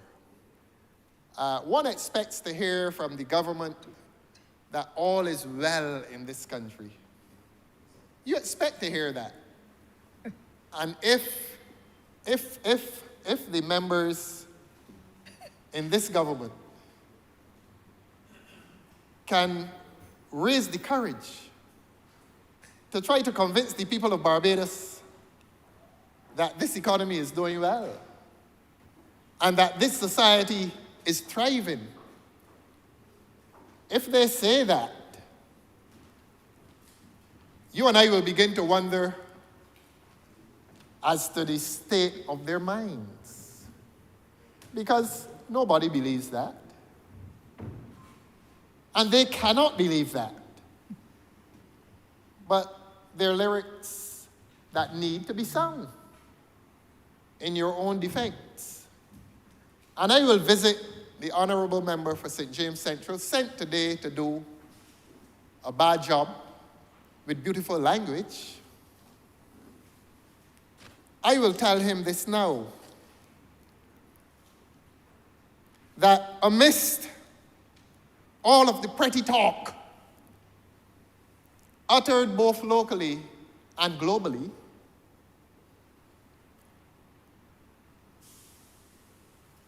I'm not going to say by way of assertion.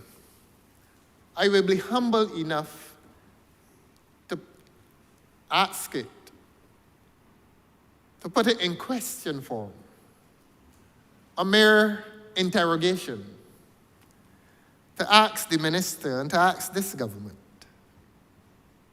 whether Barbados Light and Power has enough generation capacity to meet the potential supply of all those Barbadians who wish access to that grid. I'm not asserting. I am asking this government whether the Barbados Light and Power has enough generation capacity to meet a national desire of access to that grid. The honorable member stood up here today and he boasted about the Lancaster houses with the photovoltaic cells, and all across this country, he said, the grass is being replaced by housing. I invite some conversation now between him and his colleague. He told his house that wherever there was grass, there are no houses. And I find it difficult to control my laughter, because he's correct. That wherever there are houses that this government is attempting to build, there's also grass growing up around those houses. Honorable member, I don't mean to oppress you, nor to expose you. Good. But several of those houses that you have tried to put on the good agricultural land of this country, the grass is beating you. You have built houses in this country, and your colleague introduced this, his colleague introduced this by saying, oh, wherever there was grass, we now have houses. We have a housing trust in this country. We are going to build the most houses ever in the history of this country. Wherever, and the famous phrase, or the infamous phrase that we shall never forget, wherever there was grass, there are no houses. Both statements are true in many parts of Barbados. That wherever this goodly minister has attempted to build those houses of concrete, grass is growing up around them. Unwittingly, his colleague exposed them today. They don't even have roofs. I can take him to the constituency of the honorable member sports. His constituency just down, what's down there called? So, yeah, I want the area right next to the woods. Right next to the woods. Saw it last night.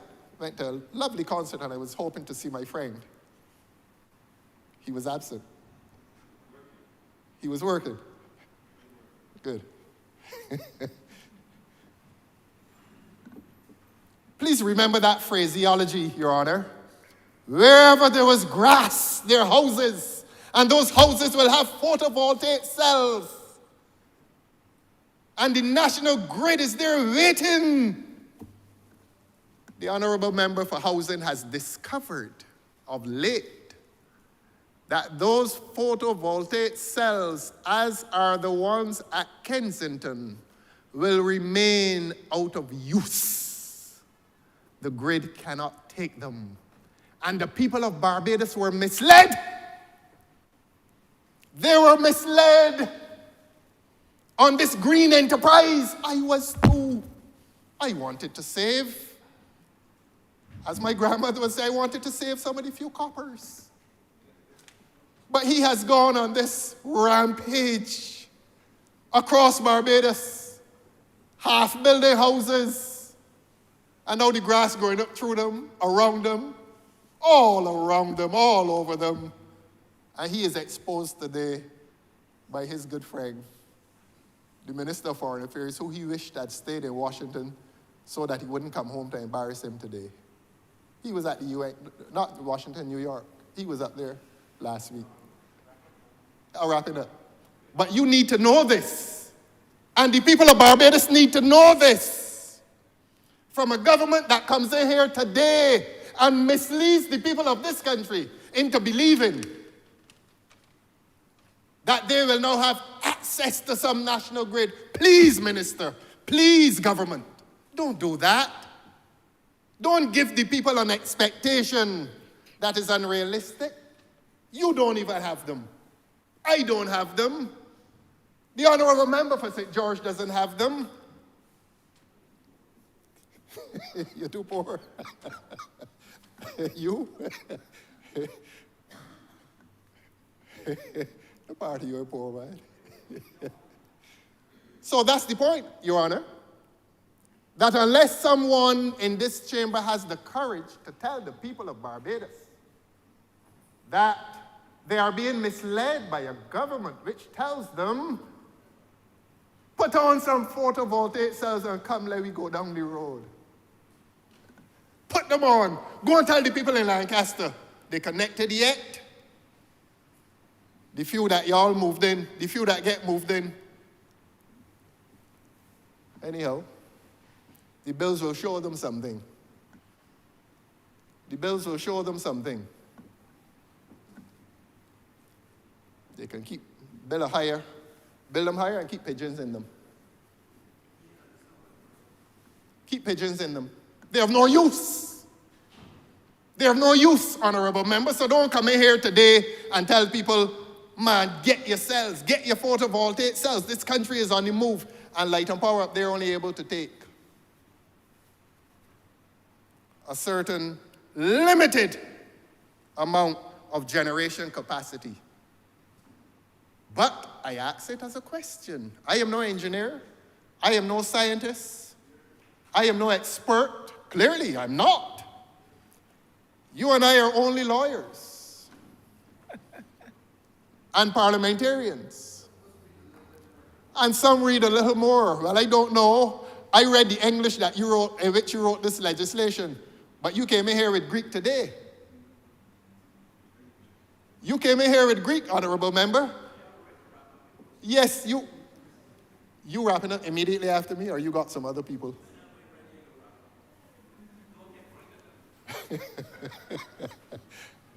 So that, Your Honor, he is urging me not to expose the government any further. I will accede to his requests, and I will wrap up by asking this government. There's another issue. I'm not going to raise it today. Today is a friendly day. Treat today as a friendly day. But there's something else that I will say in the fullness of time. Let them pass this unjust legislation tonight. Let them visit the people of Barbados tonight with the reality that they have brought legislation in here which pertains not to the furtherance of the interests of the people of this country, which entrenches the interests of Barbados Light and Power, which gives ministers excessive power which marginalizes the Fair Trading Commission. They are on a trajectory of rendering the Fair Trading Commission a nullity in terms of its legal presence on this landscape. That's what they're doing. That is what they're doing. And between last December and tonight, the Fair Trading Commission, which was established to protect and defend consumers in this country against high pricing, is being marginalized by this government amidst all the petty talk. Amidst all the petty talk, I am very serious. Amidst my friendly disposition today, I want the people of this country to know this. I don't come in here with personal attacks. My protestations, my opposition is based on principle, Honourable Member. And if you and I know privately that this government is not treating the poor people, the middle class people, nor the rich company owners in Barbados well, we are duty bound to say it. You can't say it because you're there. I have the freedom to say it. And not only do I have the freedom to say it, but I am under a constitutional obligation to present constructive opposition to a government as it pursues wrongdoing. And you must go back to your constituents. You must go back to your constituents and indicate to them what is the content and the portent of this legislation. And I urge you to tell them the truth. I urge you to tell them the truth. You may well find that it is a truth. You may well find it is a truth that brings you freedom too. You may well find that. Because if y'all can get together, if this government can get together and convince themselves that this legislation has done something for people in Barbados, something good, they need to start thinking again. And that is why they sent the best speaker among them. When he speaks, they incline their ear to his oratory because it is sweet. The words are sweet, but the reality is bitter. This legislation contains a bitter reality that there is no alleviation of the suffering of people in this country. Bring some legislation that is intended to treat the people of this country fairly. Bring it. Bring it. Your Honor, Madam Deputy Speaker, there is no sight of such legislation, nor near to us, nor on the horizon. As I said, Your Honor, there is something else I intend to say, and I will say it. Not today, but I'm going to say it another time. And it will reinforce in the minds of Barbadians that this government does not have their interests at heart. But I enjoyed your sweet words, the sound, the melody. But, Honourable Member, the rhythm of life has been disturbed by your legislation today. How will you cure it? What will you say in your wrap-up? Will you say that the truth is untrue? I will hear. I will run away. All right. Well, Your Honor, Madam Deputy Speaker, he says that he's going to run us away when he wraps up. Just me. I see. I included the Honourable Deputy Speaker because she represents a constituency of people who are also at the mercy of the light and power. I am worried. Oh, you chaos in Oystens? Come on, rise above that. Rise above that. All right. You and I will talk. Your Honor, I am grateful for the short time that you've extended to me. It has been short because I endured several interruptions, but let the record reflect that this opposition here,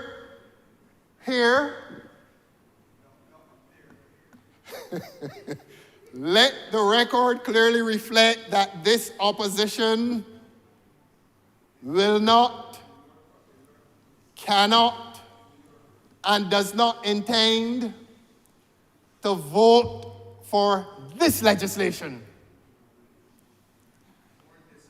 I do not belong in the other place, but the honorable member, when he tells the truth, will tell you that in the other place there was no vote registered for the legislation. But if they intend to mislead you, ma'am, please do not let them mislead you. I understand that I will close by reminding my friends on the other side that there's a reshuffle coming very shortly. If having had it disclosed by me, it will cause the Prime Minister and the Minister of Health to change their minds. They do it jointly. They get together and decide who will be ministers. If the two of them decide not to do it around the time of their annual conference in 2 weeks, 3 weeks, those who save themselves can thank me for bringing it to public attention, and they will save their jobs. I am always willing to speak for my brothers who are suffering in distress under the threat of dismissal. And if I can say something for them, I will do it. Some of them are actually likable people.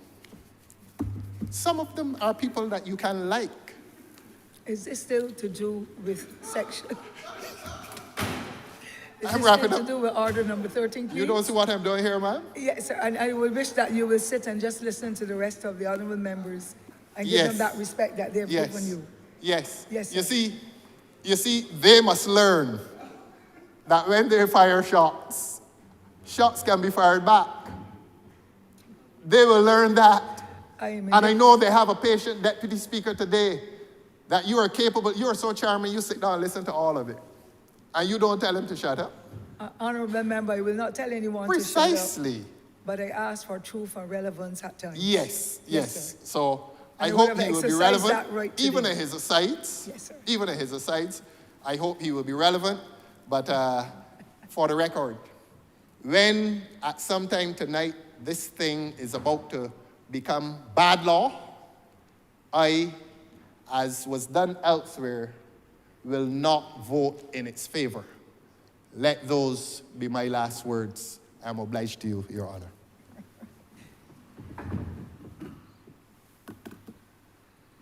Honorable member for St. Philip North. Thank you, Madam Deputy Speaker. You said I it's, stand here at the risk you said of it's at feeling George or Street. sounding quite inadequate after the last 4 hours of speeches. But I want to let the lawyers in the House know that they're no longer the majority. And there are some of us that have a bit to say. I want to bring the conversation a little bit back down to the constituency level, where the members of my constituency, yes, many of them will understand, as the Honourable Leader of the Opposition says, the simple language of the legislation. But at the same time, I want to bring, like you, I'm sure, wish to, Madam Deputy Speaker, the concerns of the constituents of St. Philip North. We are well on the way of, well, we might not meet the 2030 deadlines with respect to all the Sustainable Development Goals, but we've been well on the way for Sustainable Development Goals 17, which seeks to ensure affordable, reliable, and sustainable access to modern energy for everybody. The positives being we are blessed to have almost year-round, if not all year-round, barring some rain, sunlight in Barbados. We have, as a government, gone so far as to increase the loan capacity for the traveling officers who want to purchase hybrid or electrical vehicles, which is a big plus for many of them. We have embarked on the solar street lights, and we were well ahead of that, even back before 2013, the year that was mentioned so often today, where solar water heaters had been installed. I think they were invented here. And we were the forerunners and the leaders in the Caribbean, and I dare say worldwide in terms of solar energy, at least for water heating. And the truth is, and the government has seen to the education of young people by way of photovoltaic education. I really don't know the innards of it, but in terms of installation and so on, these are all good things that we have done thus far. And the excitement in the public is there. There's excitement of reducing our electric bills, and I really can't disagree with the leader of the opposition here. There is a concern, a great concern throughout the entire Barbados of the level of the electric bills, not meaning this bill, but the Barbados Light and Power electric bills. They don't even give you a warning when they're about to cut off the electricity, and I know what I'm talking about. They don't give you a warning every other week, maybe a little less often, because the people of St. Philip North are very proud people, but somebody walks into the office with a huge electric bill, and this electric bill now that we're discussing promises the hope for the constituents of brighter tomorrows. However, and you know, as I was driving here this morning, I admittedly a little late, so I was hurrying. I made it a point to look through my constituency and those of others who my car would have passed through. And there are a few photovoltaic, photovoltaic setups on the roofs, what appear to be mostly middle-class homes. I haven't seen any on my way, hadn't seen any on my way here for what we would consider the lower class. So this bill holds promise, and we are seeing, the first thing I heard that caught my attention, as well as many people in my constituency and others, was the thought of not paying such a high electric bill. Not only that, but receiving an income, generating an income from the Barbados Light and Power for having these cells on the roof. You're expected to get a roof, and in X amount of years, you'll be paid back for it. All these things are attracting people. But I want to be honest here. As always, the honourable member said if he woke up, the member that presented it at 3 o'clock, he may have a different story. That does not apply to this honourable member here. If you wake me up at 3 o'clock tomorrow morning, I have the same conversation with you. But the ordinary Barbadian, in truth and in fact, and the honourable member for St. James Central said that the ordinary Barbadian has access to this. But in my world, the ordinary, for me, is a strange word. But in my world, I want to refer to for those of us who are middle, I would say middle and even lower income, really and truly cannot afford, in a lot of cases, to buy into this PV system. It's very expensive, and I'm sitting back and hoping in years to come it decreases in costs. But it's very expensive. Yes, you can go to the banks, but even though they are prohibitive, in this time in our society, a lot of people are in debt, credit card bills are high, the banks are not offering loans in cases like this.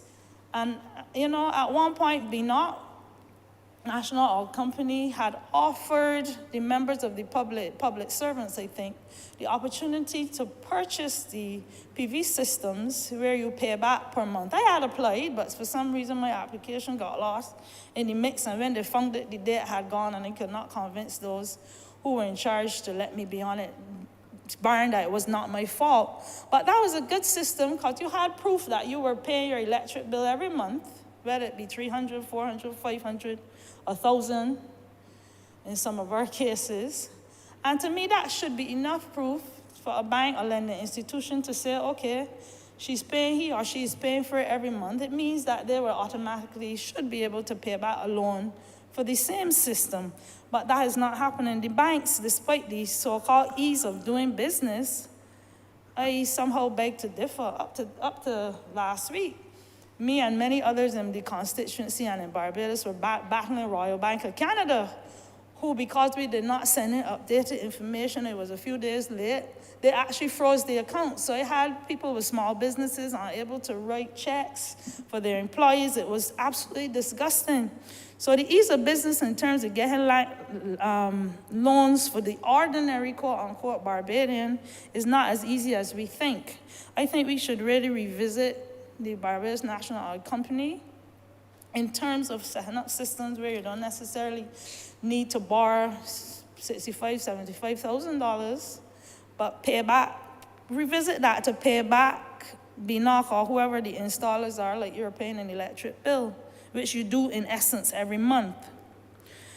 There is concern on my end about the elderly.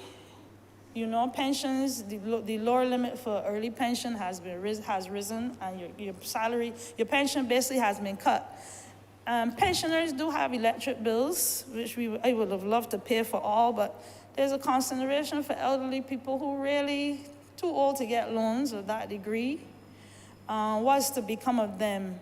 I think everybody has the right to be on this system. We are moving towards green energy by 2030. I think it's a little of a reach, but we have to try. And we have to include the vulnerable in our society. And that has been a burdensome. Right now, I'm still fighting to figure out, well, not to figure out, I know the reasons for it. For natural gas, Church Village, for instance, has been begging for natural gas forever, but the cost prohibitive factor is still there. And the Honourable Leader of the Opposition, I'm glad that he did not point me out, because my name always is called when it comes to joining some line somewhere. I'm glad he didn't point me out. But he spoke about grid capacity, and that is something I am interested in learning about the value, because obviously Barbados Light Power is about profit. And if in his wrap-up it can be explained, I might be a little slow, again, to me, in terms of the capacity. If it's a case where the private, you don't mind being off the grid, but I'm wondering, and I'm not sure if this is in the legislation. I have a sense that I heard it in the parliamentary group meeting about communities actually having their own system where you can pay a minimum cost to whoever is supplying and get electricity. This is something that might be worthwhile to look into. But in essence, these are some of the issues I, as a constituent of my own constituent, and my constituency are concerned about in terms of access. We see there are a few farms in St. Philip North, not many, but they lie with the members of the community that are a little better off. But we all have to play a part in the green energy and trying to get Barbados climate friendly, and the whole work, the Prime Minister works really hard overseas to bring this to the fore.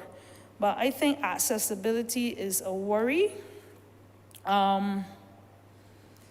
Gone should be, hopefully, the days where constituents come into my office with a few $1,000s of electric bill or water bill would disappear and decrease. So my hope is that we look at that so that it will be all-inclusive in terms of middle class, upper class, lower class, every class.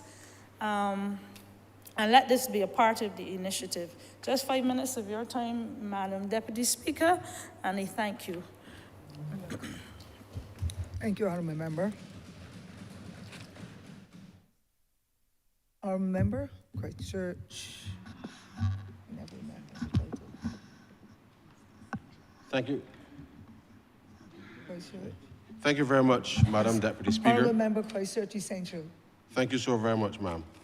I rise to give a brief contribution into this debate, recognizing that what I heard this morning as the Honourable Member for St. James Central led off the debate was particularly poignant, Madam Deputy Speaker, because he outlined not just the challenges, but certainly the opportunities, some of the opportunities that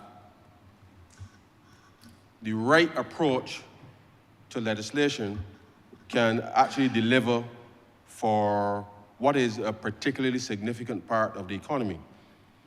And I listened very carefully to the Honourable Member for Christchurch South in his response, and you know, amnesia, Madam Deputy Speaker, is a hell of a thing.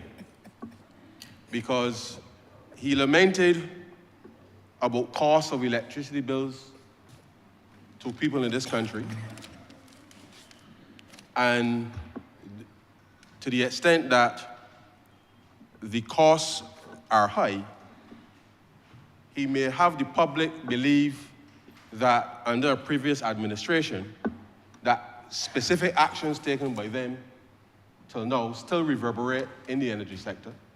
And I'll just take a moment to enlighten the public through you, Madam Deputy Speaker, as to, in part, how his feigned concern about the energy costs and the high light bills actually emanated, Madam Deputy Speaker, from the intervention of 2010 onward. And now that he has summarily dismissed his opposition, he should be reminded that the record of the party that he seeks to lead is still there. And therefore, when you come into this chamber to accuse the government, this government, Madam Deputy Speaker, of not addressing some of the issues that are impacting people and the payment of their light bills in this country, I think it is a bit disingenuous. But be that as it may, some of us may presume that the public has a short memory. But let me take this opportunity just to highlight a simple matter. We all remember, Madam Deputy Speaker, when the utility was being acquired. And at the time of the acquisition, you would think that an astute Democratic Labour Party opposition at the time would have been interested in the well-being of consumers.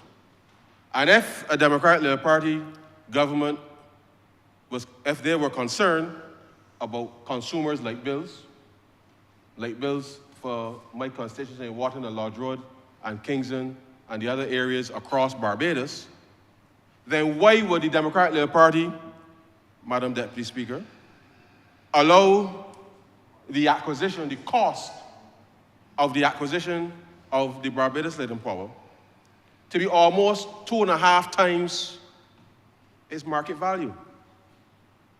Because if you acquire something for almost 2.5 times its value, then obviously the return on that so-called investment, Madam Deputy Speaker, and more directly, the electricity rates set to achieve a rate of return on something almost 2.5 times its value, would mean that Bajans, Madam Deputy Speaker, have been paying more for electricity than they should have because the Democratic Labour Party allowed the acquisition of the public utility for almost 2.5 times its value. And therefore, you can't come in here today saying, Madam Deputy Speaker, that the Barbados Labour Party ain't doing enough to give relief to consumers when the Democratic Labour Party presided over that. So when the Honourable Leader of the Opposition comes in here to ask questions, I hope he understands he can get answers. And he must, through you, Madam Deputy Speaker, appreciate that he comes with a long coattail of mismanagement, bad policy, bad legislation, and which has resulted, Madam Deputy Speaker, in the suffering of Bajans across this country because of that administration, Madam Deputy Speaker. This is nothing to be trifled with, Madam Deputy Speaker, because energy, Madam Deputy Speaker, energy and its supply,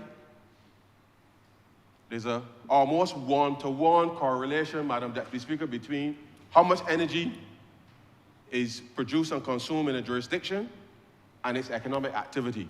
Almost a one-to-one correspondence. And to the extent that the policy stance and environment that was created by the Democratic Labour Party had led to uncertainty, contributed to uncertainty within the sector. And, Madam Deputy Speaker, they set tariffs without consideration for the fact that as technologies advance, things will get cheaper in the context of being able to produce electricity. And they give no thought as to what that would mean for the consumer. So therefore, whilst we'll expect, Madam Deputy Speaker, that you make an investment, you will get a return on that investment, certainly as it relates to renewables, never was it contemplated by them, Madam Deputy Speaker, that after you have recouped your capital, the cost of the production of electricity compared to fossil fuels, Madam Deputy Speaker, is chalk and cheese. And therefore, the policy environment within which you're going to set prices should reflect the fact that the change in the cost of the production of electricity, Madam Deputy Speaker, should be then passed on, those savings should then be passed on to the consumer. So I hope that the Honourable Member, when he gets some peace in George Street one of these days, whether in the middle of the night or early in the morning, Madam Deputy Speaker, that he would reflect on how that political party and that administration contributed literally to the suffering of Barbadians today. And therefore, right-sizing this particular segment of our economy, Madam Deputy Speaker, is important. The building of resilience in this country is fundamentally important for how we are able to enfranchise Bajans in this country. And therefore, this is nothing to be trifled with. This is serious business. And therefore, to the extent that this bill is intended to be able to give greater certainty, not just to the utility, but certainty to consumers, certainty to other investors in relation to how we're going to chart this way forward, Madam Deputy Speaker, this is fundamentally important to the future of Barbados. Now, Madam Deputy Speaker, I promise to be brief in my contribution here this evening, and I just want to, through you, remind the Chamber that the Barbados Labour Party government has been and continues to look to see how, within the context of our fiscal circumstance, Madam Deputy Speaker, to be able to bring relief to Bajans. And we've done so specifically over the course of the last year and a half or so, almost 2 years, Madam Deputy Speaker, by being able to provide up to the first 250 kilowatts, Madam Deputy Speaker, for our residential properties, to have a reduced level of VAT, 7.5% precisely, Madam Deputy Speaker, being applied to that as a mechanism to allow for every household in this country, Madam Deputy Speaker, to be able to see their way through as best we can. Because, as we have had to do in multiple areas to try to contain, to try to give relief, I should say, given the extraordinary rise in costs globally, that this government has committed itself to being able to provide relief to Barbadians. And therefore, Madam Deputy Speaker, I'm proud to say to the country through you that the government of Barbados will be extending that relief, which expires today, until March 31st of 2025, as this government's way of bringing further relief, Madam Deputy Speaker, to the people of this country. And therefore, the Honourable Leader of the Opposition should understand that within the context of a fiscal framework that we have had to rescue from the total mismanagement of the Democratic Labour Party, that we continue where appropriate to make sure that we right-size the budget to accommodate, Madam Deputy Speaker, to accommodate how we will allow Bajans in this country to be able to face a better day.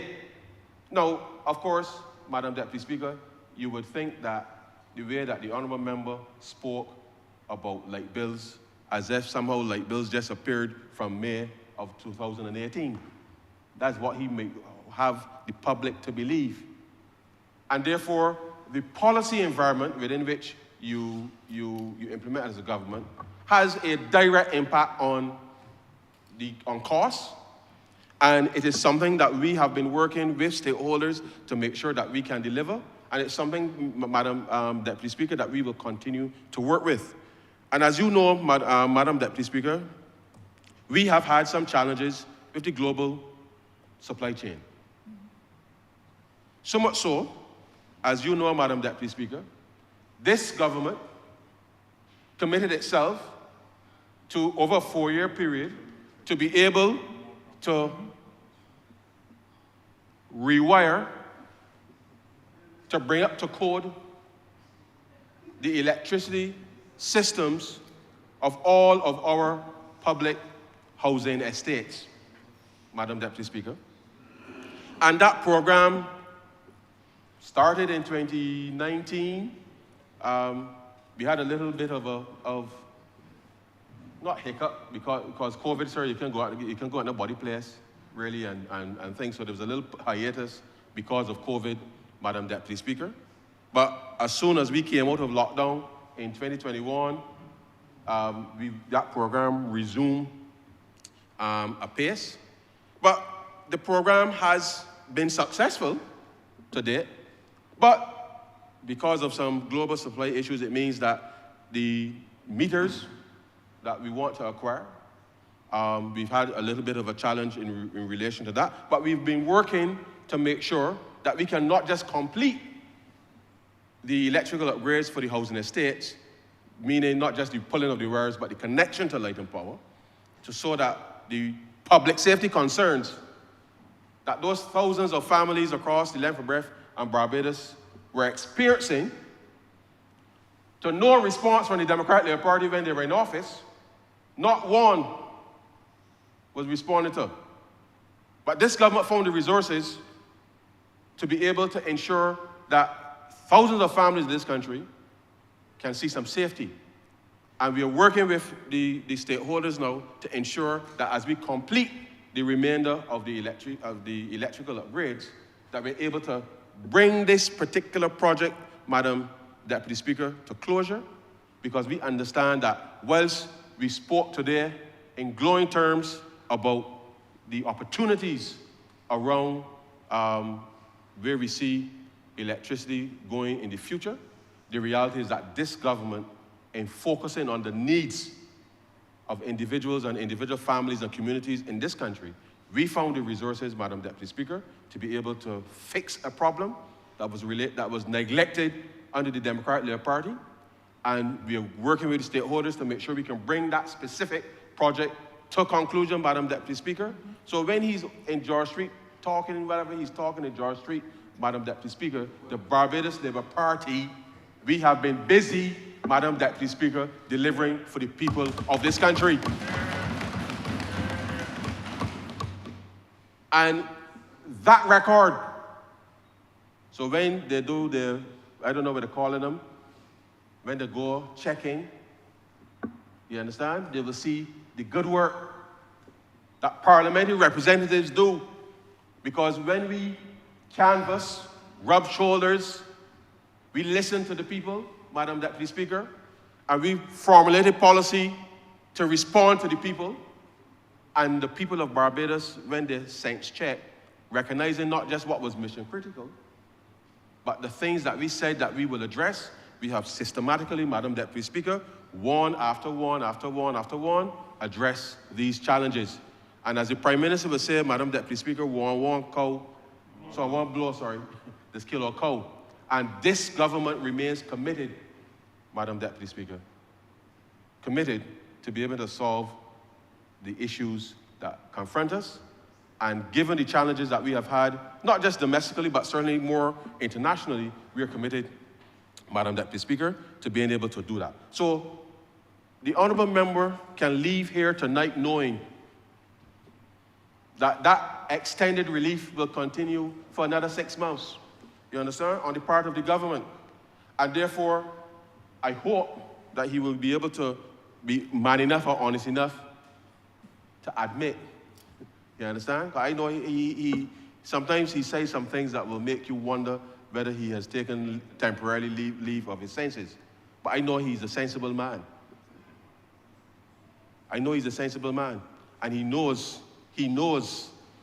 Madam Deputy Speaker, he knows the good work that this government, when he was on the side of this government, he knows The honourable the work. member. The honourable member. Yes, the honourable member. Yes. He knows, and the honourable member knows of the good work that this government has done.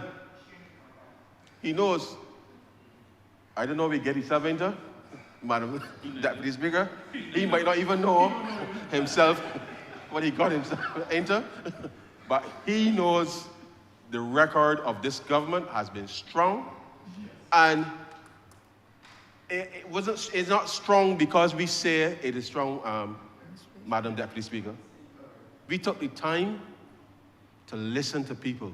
We took the time to formulate the necessary policy interventions. As we were making those policy interventions, Madam Deputy Speaker, we were monitoring and assessing. So when I hope, Madam Deputy Speaker, that good sense will prevail and that the honourable member would not try to bring into this place what we regularly observe when we watch any cable news network coming from another place. Because Bajans are sensible people. And we do not want in this country any misinformation to become fodder that people then start making decisions that really are not in their interest. But I leave that for another time, Madam Deputy Speaker. We're talking about Electricity Supply Act today, and I'll make one further intervention in relation to where we are likely to see the future moving forward. The reality is, Madam Deputy Speaker, every Bajan has the right to determine whether they can buy electricity from the utility or not. And as we move forward with giving people options either to self-generate or to have multiple people generating, the issue will come down to this. If I have the investment to make that I am able to use the grid through license to transmit the electricity that I am producing, Madam Deputy Speaker, to you, and I say to you that I can offer to you electricity at 10 cents a kilowatt hour, and you are happy to be able to purchase that from me, then the business of me in relation to the grid is to be able to facilitate the transmission of that to you. Up until now, any individual household, any business who wanted electricity, Madam Deputy Speaker, you only had one option. And as we move forward, we are likely to see the evolution of what will become potentially an energy trading platform, network, that would allow people to be able to produce. Somebody purchase in those, I heard the honourable member for St. James Central refer to it. You can sell your electricity to someone, and that someone then uses that as a pass-through to move into the grid that you, as the consumer, may be able to choose. Now, Barbados is still a small place, and therefore, to the extent that we may see this type of development moving forward, it is possible, and certainly it is possible at a regional level, and therefore, we must understand that with the type of technologies that exist today, and the relative ease with which we can produce electricity, that these types of innovations, notwithstanding not just quality, but certainly to ensure that the issues around the grid stability and those things are resolved. These things happen now in the United States, they happen across Europe, it happened in Canada, Madam Deputy Speaker, easily. And therefore, the extent to which we can see options for people making investments into these areas, either directly through the actual production of the electricity itself, or through a type of stock market intervention, whereby you are able to invest through mutual funds or some other similar instrument that allows an individual like me or you, Madam Deputy Speaker, to be able to participate. That is the kind of thing that is likely to take place moving forward, because in order to ensure that we get the best possible price for electricity, it means sometimes you have to explore different options for how that electricity is not just generated, but also transmitted through the grid, in order to make sure then that the consumer can actually get a choice, a real choice. And therefore, whilst the grid, and I say the grid in the context of the transmission lines and the like, Madam Deputy Speaker, the maintenance of it, that is going to become an even more valuable asset, more so than the actual generation itself, because if you think of the fact, Madam Deputy Speaker, that whether it is solar, whether it is wind, whether it is biogas and the production of electricity, some of those areas, I've seen instances where, for example, there's prospect of using wave energy as well as potentially part of the mix. There's also natural gas as part of the mix for the production of electricity. The reality of it is, Madam Deputy Speaker, that these different sources of energy production and the cost of being able to do that over time, we anticipate that that energy mix will be able to lower the overall cost and allow us then to be able to give not just better pricing, but better options for pricing to consumers. And I think that the general public, as we roll out these new strategies, that the general public over time, is not going to happen overnight, Madam Deputy Speaker, but over time, the government will be in a position to show how this specific intervention today has made a significant difference to the lives of ordinary Barbadians down the road. And with those few words, Madam Deputy Speaker, I support this bill. I'm obliged to you.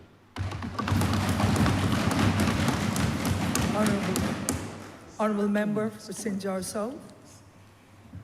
Thank you, Madam Deputy Speaker. Madam Deputy Speaker, I rise to support this bill before the House, the electricity supply bill.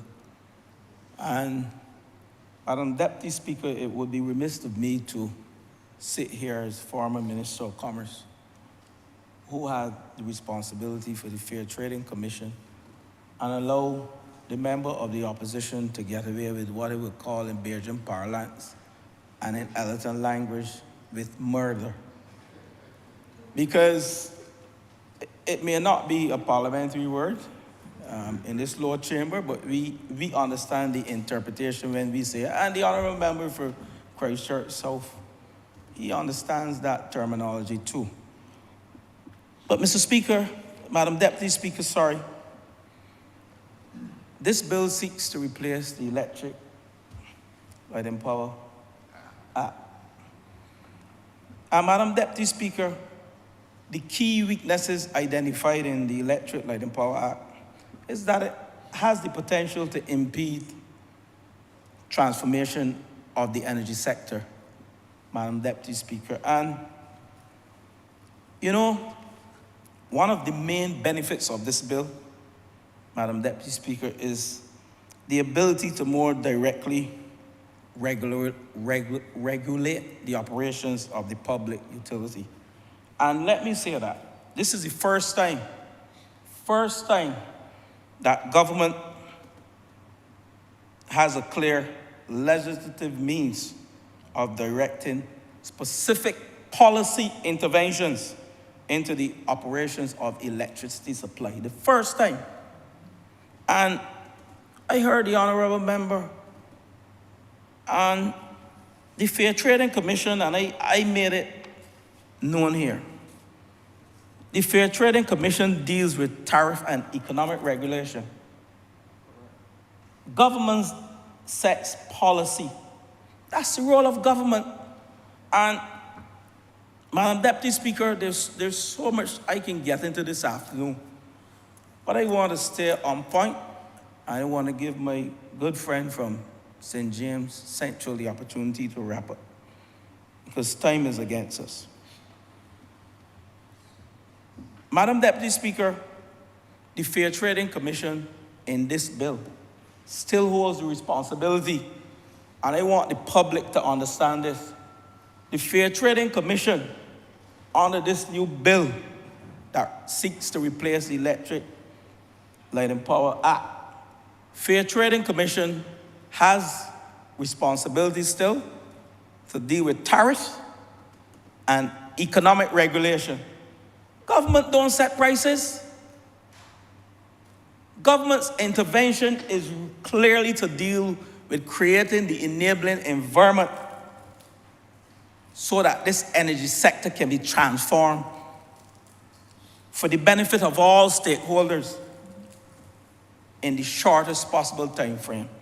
And I want to go to I said I would stay on point, but I still think I should mention this, colleagues and member for Christchurch South. I want you to listen, I want you to listen. There was a report given to your administration in 2012 called the Caribbean Hotel Energy Efficiency Action Program. In 2012, given to the Democratic Labour Party, which was the government then, we came in, member for St. Michael Southeast. We came in 2013, member for Christchurch East. We came in 2013, I sat behind where you were now, right? And we criticized your administration, member for Christchurch South, for failing to action the Shenak report. That's the acronym for it, CHENAC. Some put on a T, some don't. AC for the action, Caribbean Hotel Energy Efficiency Action Plan. And if you check this bill, member for St. James Central articulated the whole role of energy efficiency. So what you failed to do in 2012, from 2008 to 2018, we are now implementing, because energy efficiency, as an engineer, I can tell you, and I heard a member for St. James Central alluded to it, we can save a lot of money if we focus on energy efficiency, especially in the hotel sector. And this report was given to the last administration. I don't have the report, but we made it a document of the House then, because I was shadowing energy then.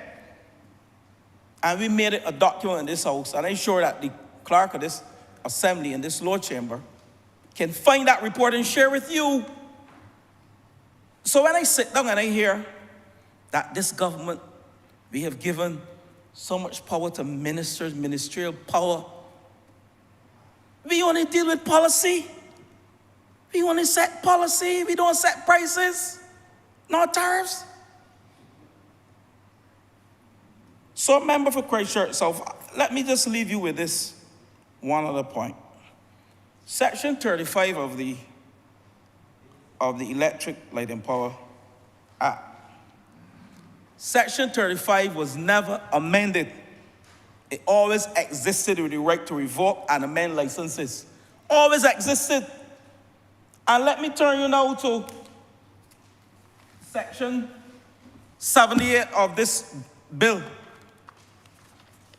Read Section 78. You're the lawyer. I'm not a lawyer. I'm a basic engineer. I deal with numbers, and I deal with processes, and I deal with equipment. You said you're a lawyer, you're a wordsmith. Check 78. Repeal of the Act 2013 to 21 and transitional provisions, the Electric Light and Power Act. This gives the right to carry on the regime for all licenses, right? So, existing licenses which date back to since 1907 can exist as a result of Section 78. And only new licenses can be issued under the section of the new bill. Only new license regime, but further to that, you remember in the year 2015, I made my notes, you know. You need to go back and see who was the first chairman back in 2015 that empowers the minister to either revoke or amend any of the orders in respect to the Barbados Light and Power Company's current franchise. Go back and check and tell me who was the person, who was the first chairman back in 2015. So when you come in here, you represent the Democratic Labour Party, you know. You represent the Democratic Labour Party. You don't represent the current government. You left us. I don't know for a reason. I just heard the member for Christchurch Essential who spoke. I don't want to get into that because I can get into that now. Prices. You're the lawyer. And what you said earlier would mislead the country. What the member for Christchurch South said earlier. This bill seeks to improve the ease of doing business and allow us to get where we want to go with energy transformation in the fastest possible time. We are not dealing with price setting, and I don't want the public to for us to leave this chamber and you send the wrong message to the public that the intervention of the minister is setting prices and dealing with economic regulation. We intervene only to regulate policy and to allow this process, because the energy sector is a key economic sector to provide growth in this country. And if we sit down and we listen to you, we won't do nothing. You're here to criticize, that's your role. But criticize constructively. This is a good piece of legislation.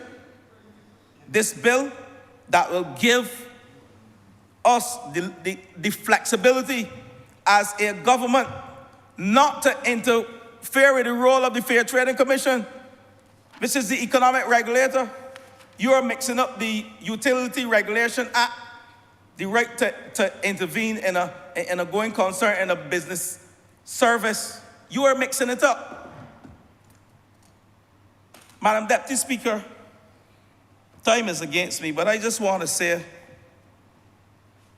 that the legislation that deals with energy efficiency is here before us. The hotel sector is a key sector that will benefit from the amendment to the Electric Light and Power Act for us to focus on energy efficiency. And I would ask us to dust off the Shanat report from 2012 and let us utilize it for the good of the country and focus on some of these things that we can do within the business sector of this country. And that is treat with energy efficiency, because it is critical in our energy transformation. The Electric Light and Power Act had a number of inadequacies and specificities. It left two terms and positions, terms such as supply chief electrical officer, who has a role, cumulative installed capacity. These were some of the things that were not defined. And the roles and responsibilities of the Electric Light and Power Advisory Committee were not clear. Neither were there clarity in relation to the regulatory functions of the Ministry of Energy and Business. I mentioned the Chief Electrical Officer. The Fair Trading Commission, there's no clarity between the roles and responsibilities. Don't mislead the people of this country as you oppose the government's policies. The proposed legislation, Madam Deputy Speaker, will establish an amalgamated regulatory system, will define roles and responsibilities for the various regulatory agencies, and that's the strength of this bill. In addition to allowing government the opportunity to intervene from a regulatory perspective in the utility energy sector. Mr. Speaker, I commend and support this electric supply bill, and I want to thank those members on this side who contributed thus far. And with those few words, Madam Deputy Speaker, I'm obliged. Honourable Member for St. James Central. Thank you very much, Madam Deputy Speaker. Madam Deputy Speaker, you know, Martin Luther King once said that one of the challenges with the black bourgeoisie is that it uses its position to undermine the interests of black people. And we saw a very glaring example years after Dr. King has passed here in this parliament today. The speech that I gave this morning, ma'am, I spent great time speaking about the national character. And I said that, and I went there because I believe sincerely that this sector is rife with opportunity. I also said, and I also believe, that one of the challenges facing this sector is that unless we educate our people so that they can rise to a level of comfort and that they can feel that comfort resonating in their own discussions, in their own living rooms, sitting down in a bus, ma'am, unless we are able to make our people compatible with all of the technical difficulties that rise, the jargon is difficult. It is about physics, and most people don't understand physics. It is esoteric. It is difficult for the uninitiated to appreciate and understand. And unless we, in leadership, whether in government or out of government, ma'am, make the effort to bring people on board, then we squander yet another opportunity to transform the economic history of this country, which has closed its doors and turned its face against working class people rising and being able to participate meaningfully in new sectors of the economy. And the failure of the black bourgeoisie in Barbados has been that every time we have seen new sectors being created, we feel comfortable that there are for a few to participate in, but that the very many must remain hewers of wood and drawers of water. I have never been there. I reject it out of hand as a philosophical concept, ma'am, and I will not go there. And even as my friend on the other side sits back in his chair and regales himself to the sound of his voice as he presses his phone to his ear, we can hear him listening to himself in his speech, because what he had to say is more important to him than to engage in this debate in a serious and sensible way. It is a form of mental stimulation and masturbation. Now, Madam Deputy Speaker, the issue that is before this House now was misrepresented by the Honourable Gentleman, because my own investigation with the clerk at the table suggests to me that there was no dissonance, there was no dissent in the other place. And so therefore, the records of the Parliament of Barbados are that when this legislation went to the Senate last Friday, ma'am, there was no vote against it by anybody. It means, therefore, that those who represent the Democratic Labour Party there vary from those who represents the Democratic Labour Party here. Now, on the last occasion that transpired, ma'am, it called for the head of the senator to roll. It was intolerable. It was intolerable. And on the floor of a party conference, there was a political execution. No, ma'am. I do not know what fate befalls those who chose to support this sensible piece of legislation, and we will wait and see. But outside of that morass, I want us to look to that which was contemptible in this place. It is contemptible for he who must know better to say that this particular piece of legislation that we are addressing today fails to automatically, and I noted his language, to automatically cause light bills to fall. And he invited me to rise in my place, to align myself with the view that this legislation will cause light bills automatically to fall. Not the words, automatically to fall. No, I am too old a cat to be tricked by a kitten. The reality is, ma'am, or a rat. The reality is, ma'am, the reality is that this legislation is about facilitation. This legislation has nothing to do with any cost of electricity.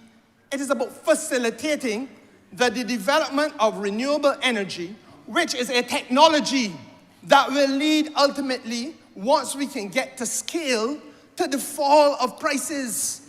As we stand in Barbados today, and this is why I talked about the national character, the way in which we approach debate that should be lifting the tide of understanding, one tide rising all ships, so that all of us in Barbados can comprehend the raft of opportunity.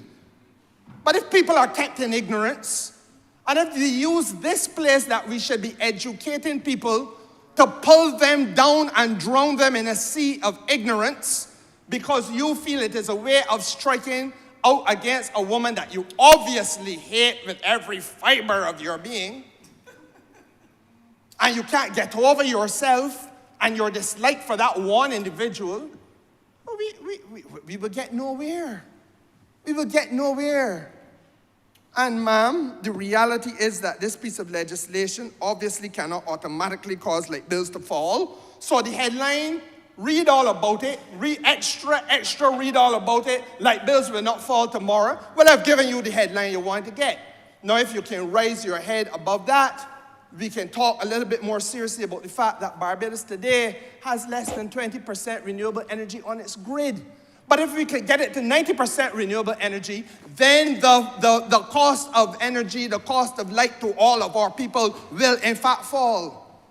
But we can't get there unless we pass this legislation, which is supposed to remove the blockages or the obstacles that are there. And that is what we did not hear from the Democratic Labour Party in this place. But interestingly enough, as I'm advised and reliably, I believe, I have every cause, reason, and justification to believe that those who advise me are saying that which is true. That in the other place, those senators were able to point to strengths, they may point to weaknesses, but they had no disagreement because this makes sense. And why does it make sense, ma'am? You know, I sat down in my place and I listened. The FTC has been denuded of its strength and its potency and marginalized. No, ma'am, gobbledygook. Prior to this bill, the FTC did not have any role to play in anything called energy storage in Barbados because the legislative environment did not allow for there to be any energy storage. But we have established in this parliament today that energy storage is an indispensable part of that which we must do in the renewable energy journey, and that you cannot, in fact, have a successful generation of renewable energy effort without complementing it with storage of that which you have generated.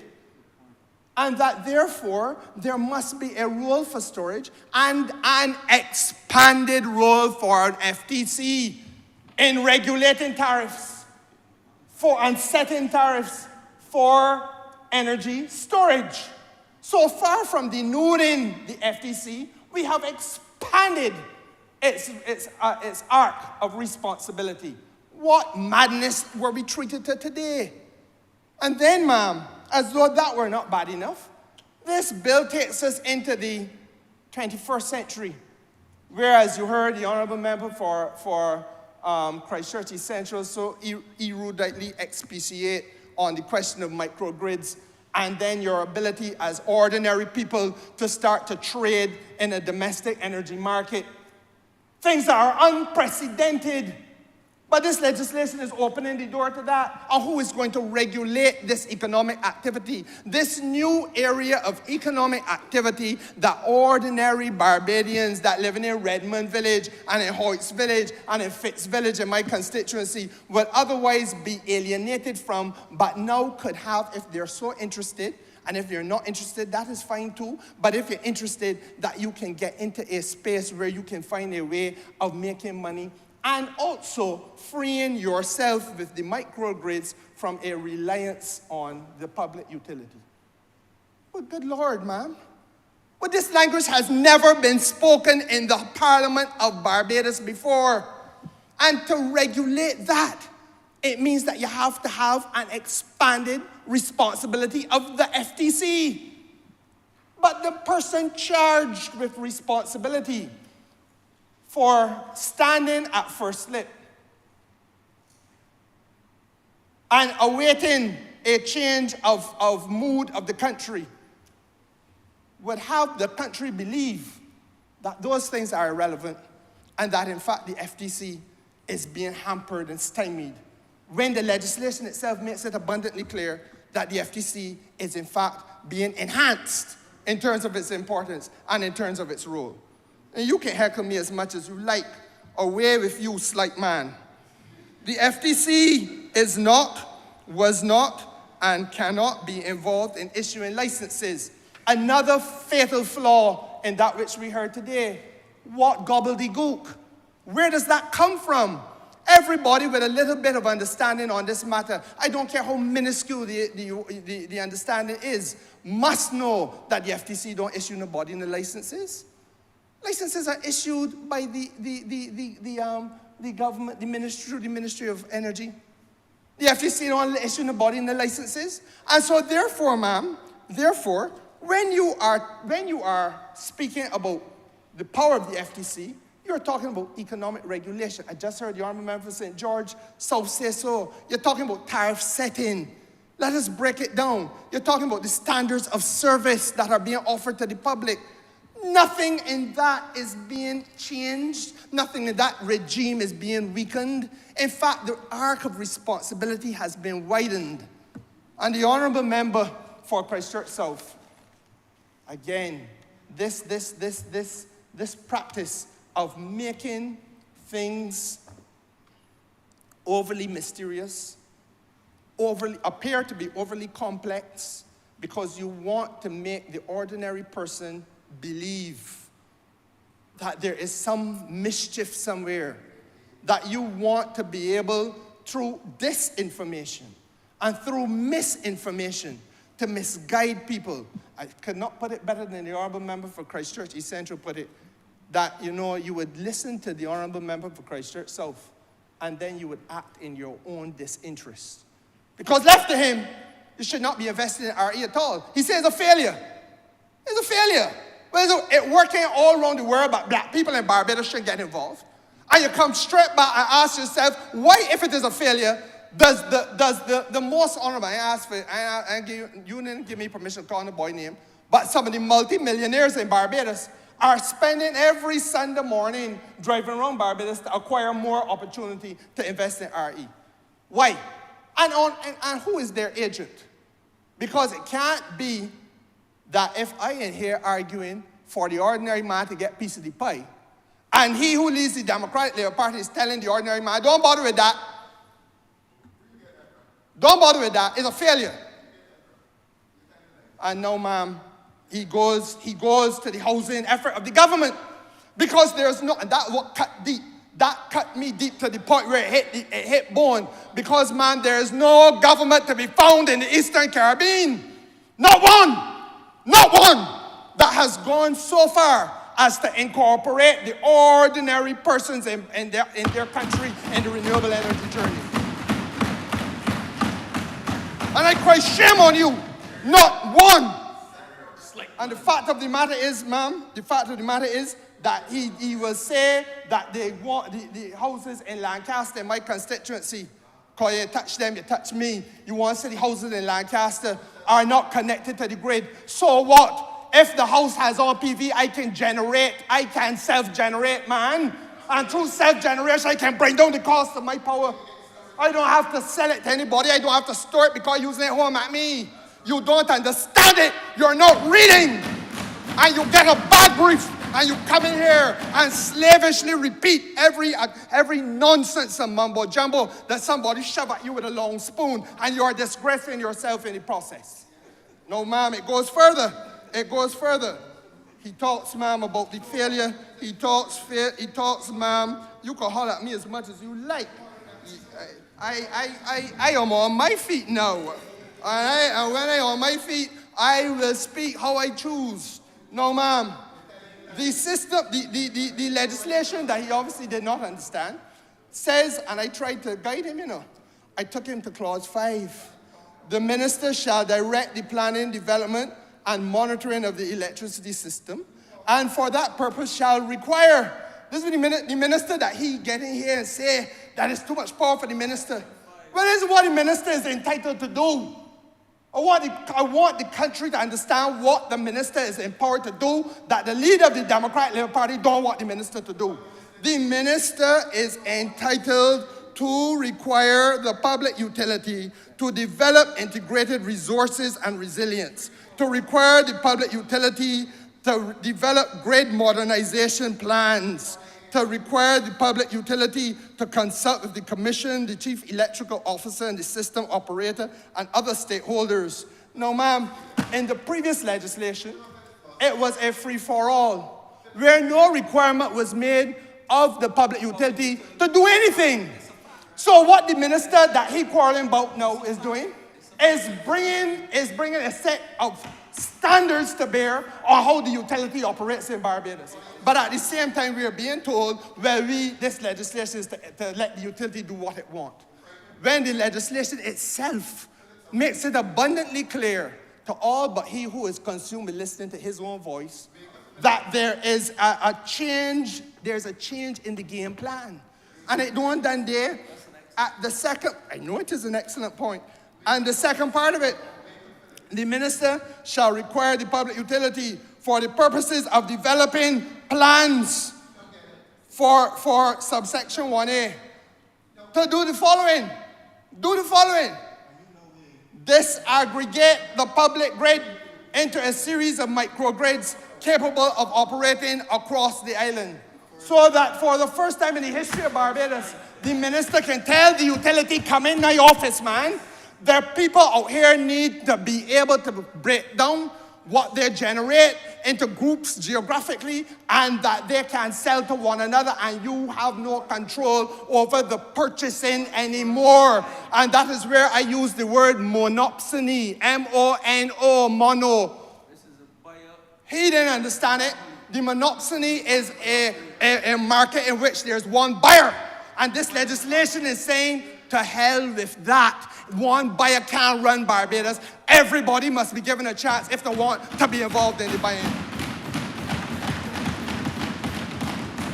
I tell you that I don't trouble you, but I want you to read.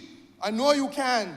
It goes further. The development and deployment of smart grid infrastructure can be required by the minister. No, smart grid infrastructure is what's carrying us into the future. And if you have it, you look at the utility today, look at the grids, look at the grid, look at the poles that when I was a little boy, then were the poles there and they are still there. Huh?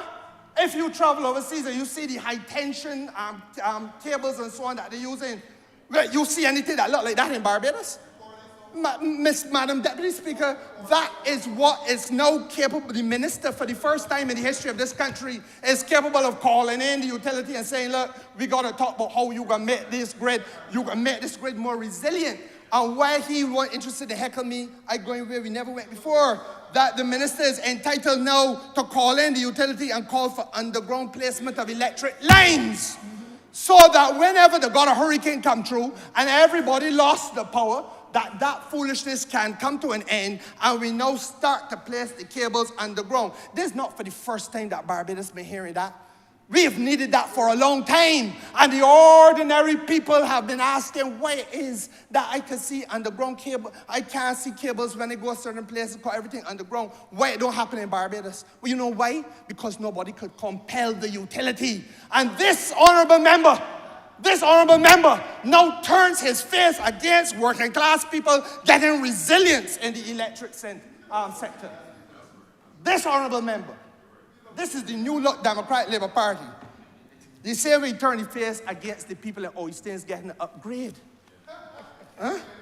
And the deployment of utility storage facilities at diverse points along the transmission and distribution system is also now able to be required by the minister. So while the Dems, or this Dem, because the others in the Senate got saints, well, this then decides that he ain't want nothing to do with these developments. These developments, I want to respectfully submit, ma'am, are at the core of a future resilient grid in Barbados and a resilient economy.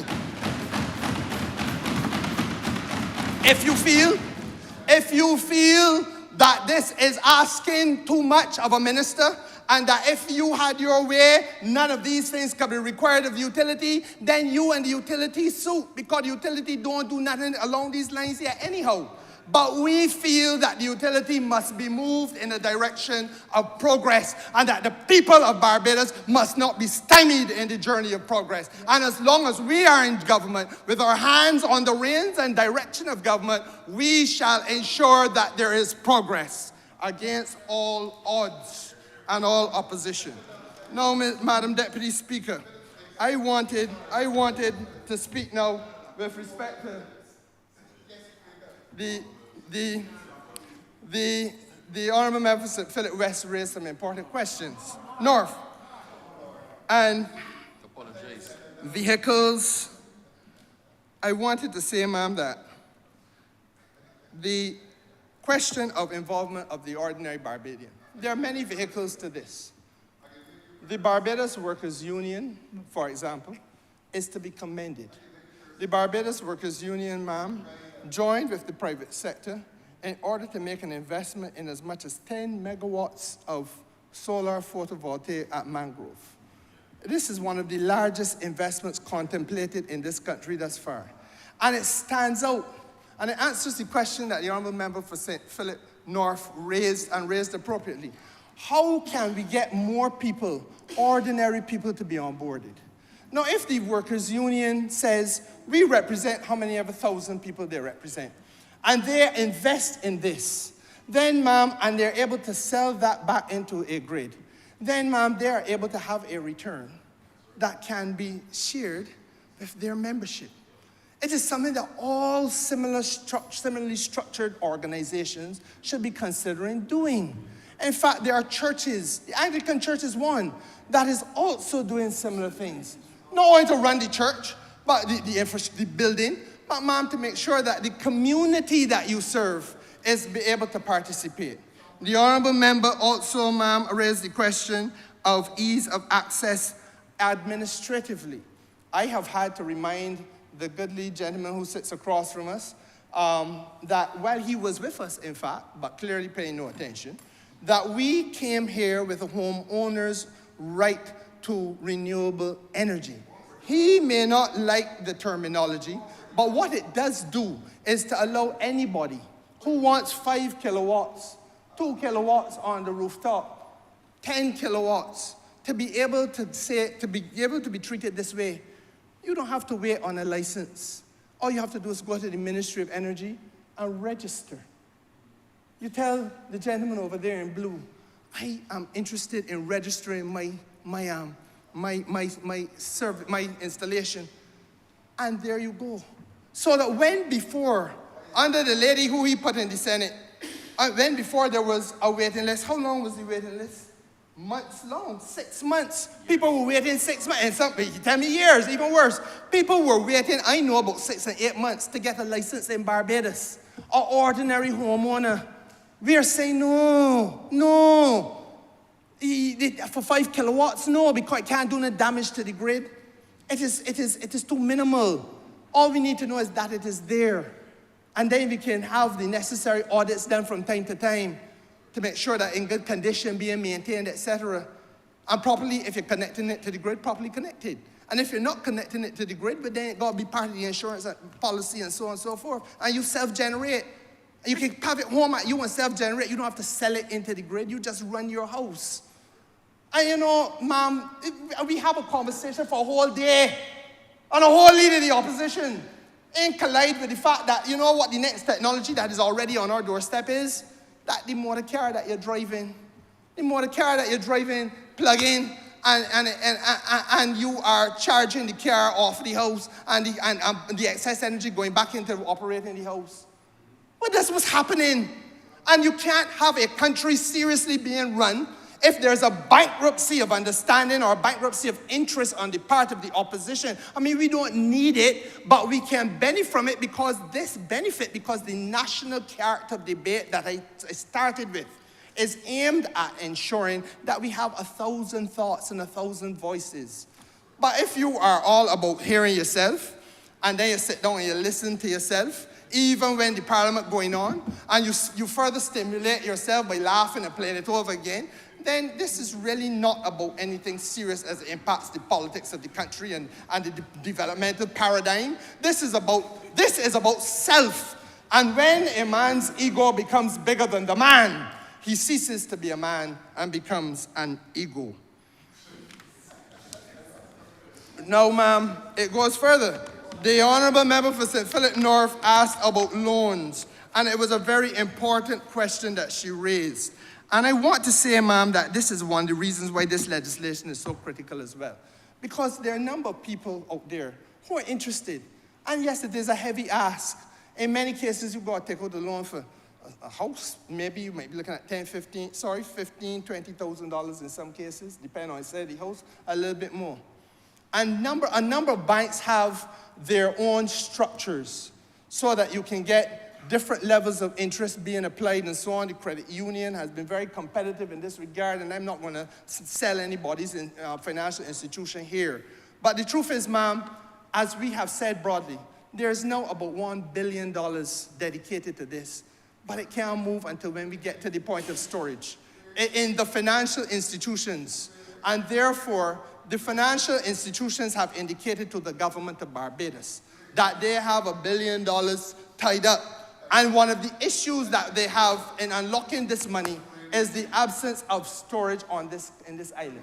Again, ma'am, you cannot be heard to say that the Barbados Light and Power is being propped up by this government, because what this legislation is about, first of all, creating the legislative and administrative framework for storage that did not exist when the Democratic Labour Party created their piece of legislation. And secondly, and more importantly, that we now can compel the utility to come to the table.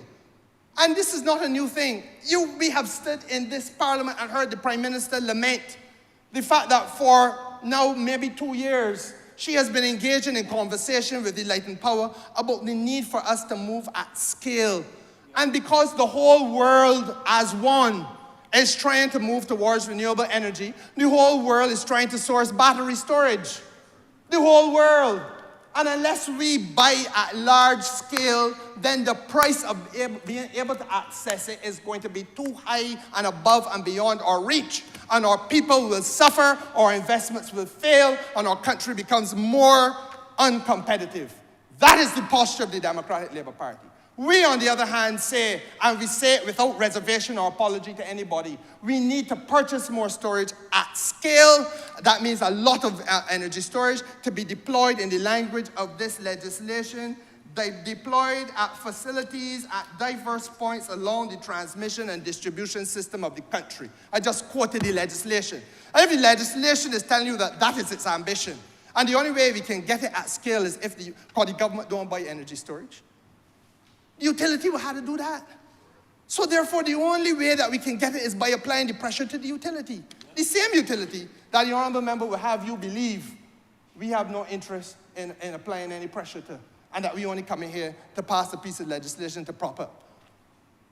No, Madam Deputy Speaker, I don't want to go on and on. I think I have made the position abundantly clear. We have been treated to a nonsense, a whimsical, fanciful tissue of nonsense.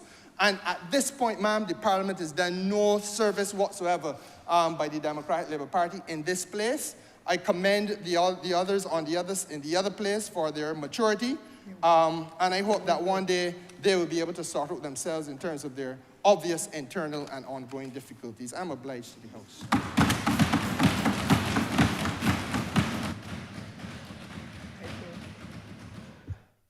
I'd like to move that this bill be read a second time.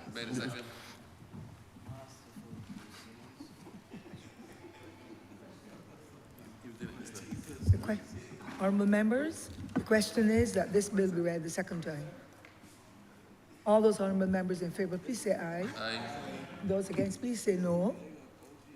We think the ayes have it. This. Madam Deputy Speaker, I beg to move that Your Honour do now leave the chair and that the House resolve itself into committee for further consideration of this bill. The question is that I do now leave the chair and allow this honourable chamber to sit in committee. Honourable members in favour, please say aye. Those against, please say no. We think the ayes have it. This chamber is now in committee.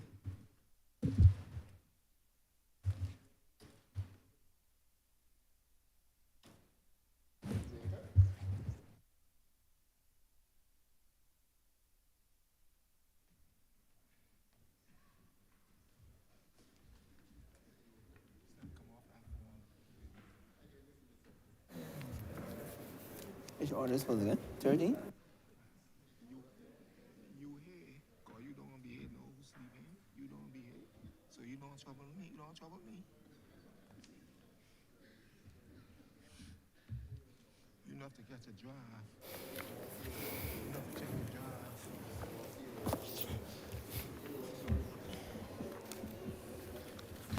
This honorable house is now in committee. Mr. Chairman, permission to call the bill in parts and clauses. Permission so granted. Part 1, clauses 1 through 4. Mr. Chairman, I beg to move that Part 1, clauses 1 through 4 stand par. The question is that part 1, clauses 1 through 4 stand part. All honorable members in favor, say aye. Honorable members against, say no. We think the ayes have it. Part 2, clauses 5 through 8. Mr. Chairman, sir, I beg to move that Part 2, clauses 5 through 8 stand part. The question is that part 2, clauses 5 through 8 stand part. All honorable members in favor, say aye. Honorable members against, say no. Methinks the ayes have it. Part 3, clauses 9 through 20. Mr. Chairman, sir, I beg to move that Part 3, clauses 9 through 20 stand part. The question is that part 3, clauses 9 through 20 stand part. All honorable members in favor, say aye. Honorable members against, say no. Methinks the ayes have it. Part 4, clauses 21 through 23. Mr. Chairman, sir, I beg to move that Part 4, clauses 21 through 23 stand part. The question is that part 4, clauses 21 through 23 stand part. All honorable members in favor, say aye. Honorable members against, say no. Methinks the ayes have it. Part 5, clauses 24 through 34. Mr. Chairman, sir, I beg to move that Part 5, clauses 24 through 34 stand par. The question is that part 5, clauses 24 through 34 stand part. All honorable members in favor, say aye. Honorable members against, say no. Methinks the ayes have it. Part 6, clauses 35 through 48.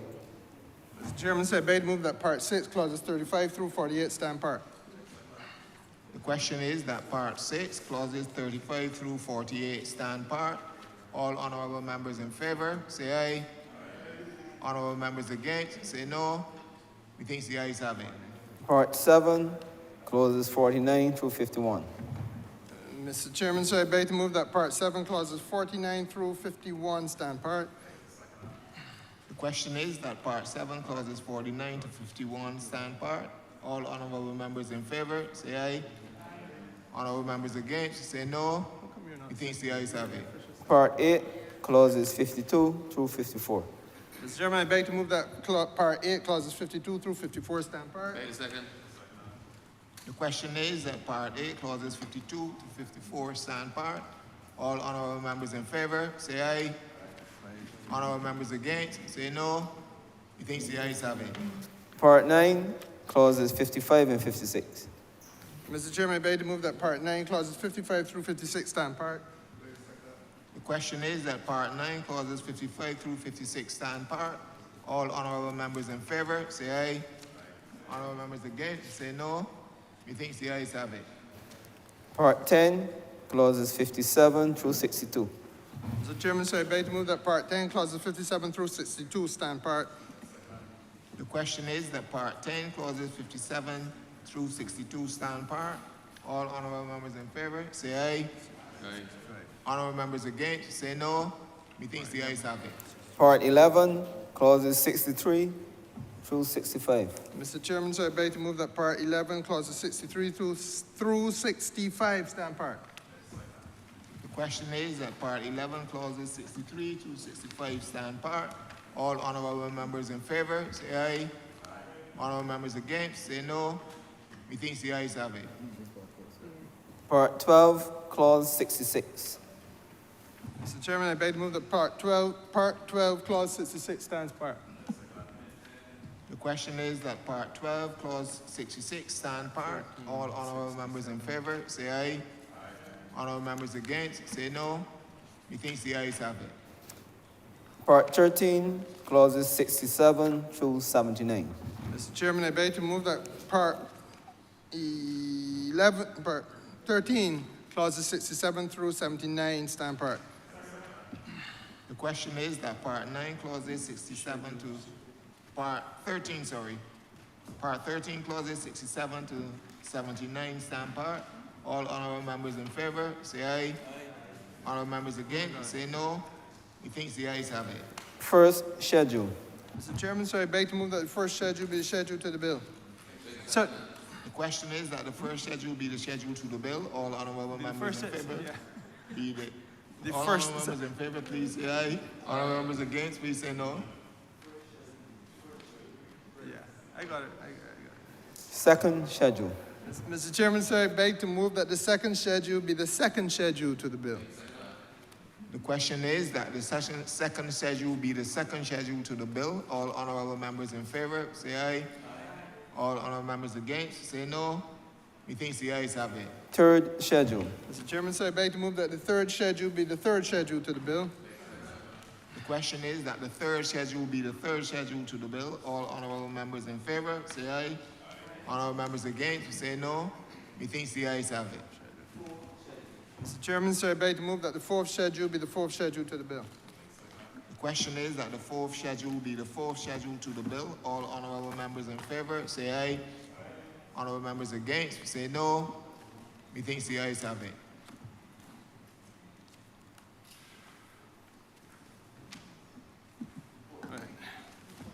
Mr. Chairman, sir, I beg to move that you now report progress to, report the passage of this bill to Her Honor, the Deputy Speaker. The question is that they do not report the passing of one bill in committee to Her Honor, the Deputy Speaker. All honorable members in favor, say aye. All honorable members against, say no. Methinks the ayes have it.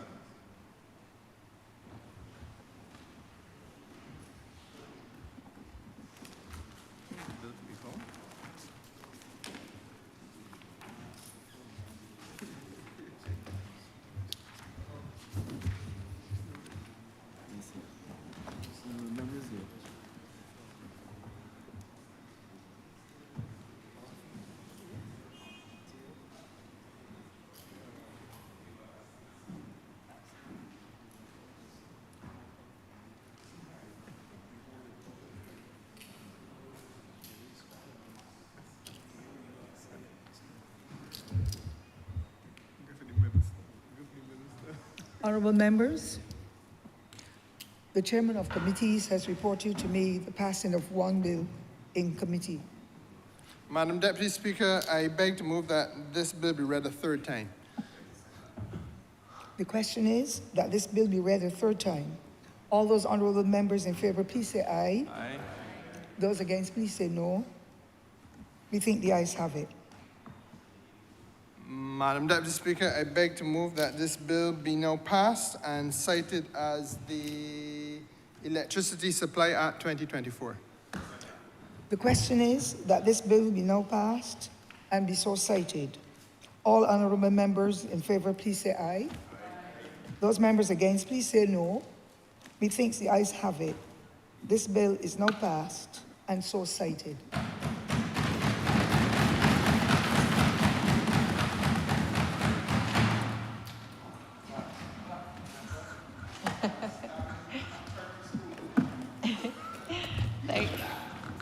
Thank you, Madam Deputy Speaker. With that, we have come to the end of today's sitting, and I therefore beg to move the adjournment of the House until next Tuesday, the 8th of October at 10 a.m. Honorable members,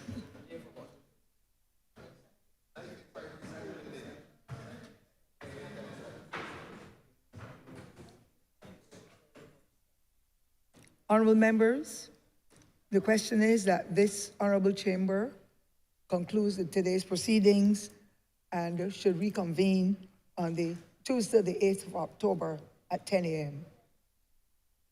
Honorable members in favor, please say aye. Those against, please say no. Methinks the ayes have it. Yes, this sitting now stands adjourned until Tuesday, the 8th of October, 2024 at 10 a.m. in the morning.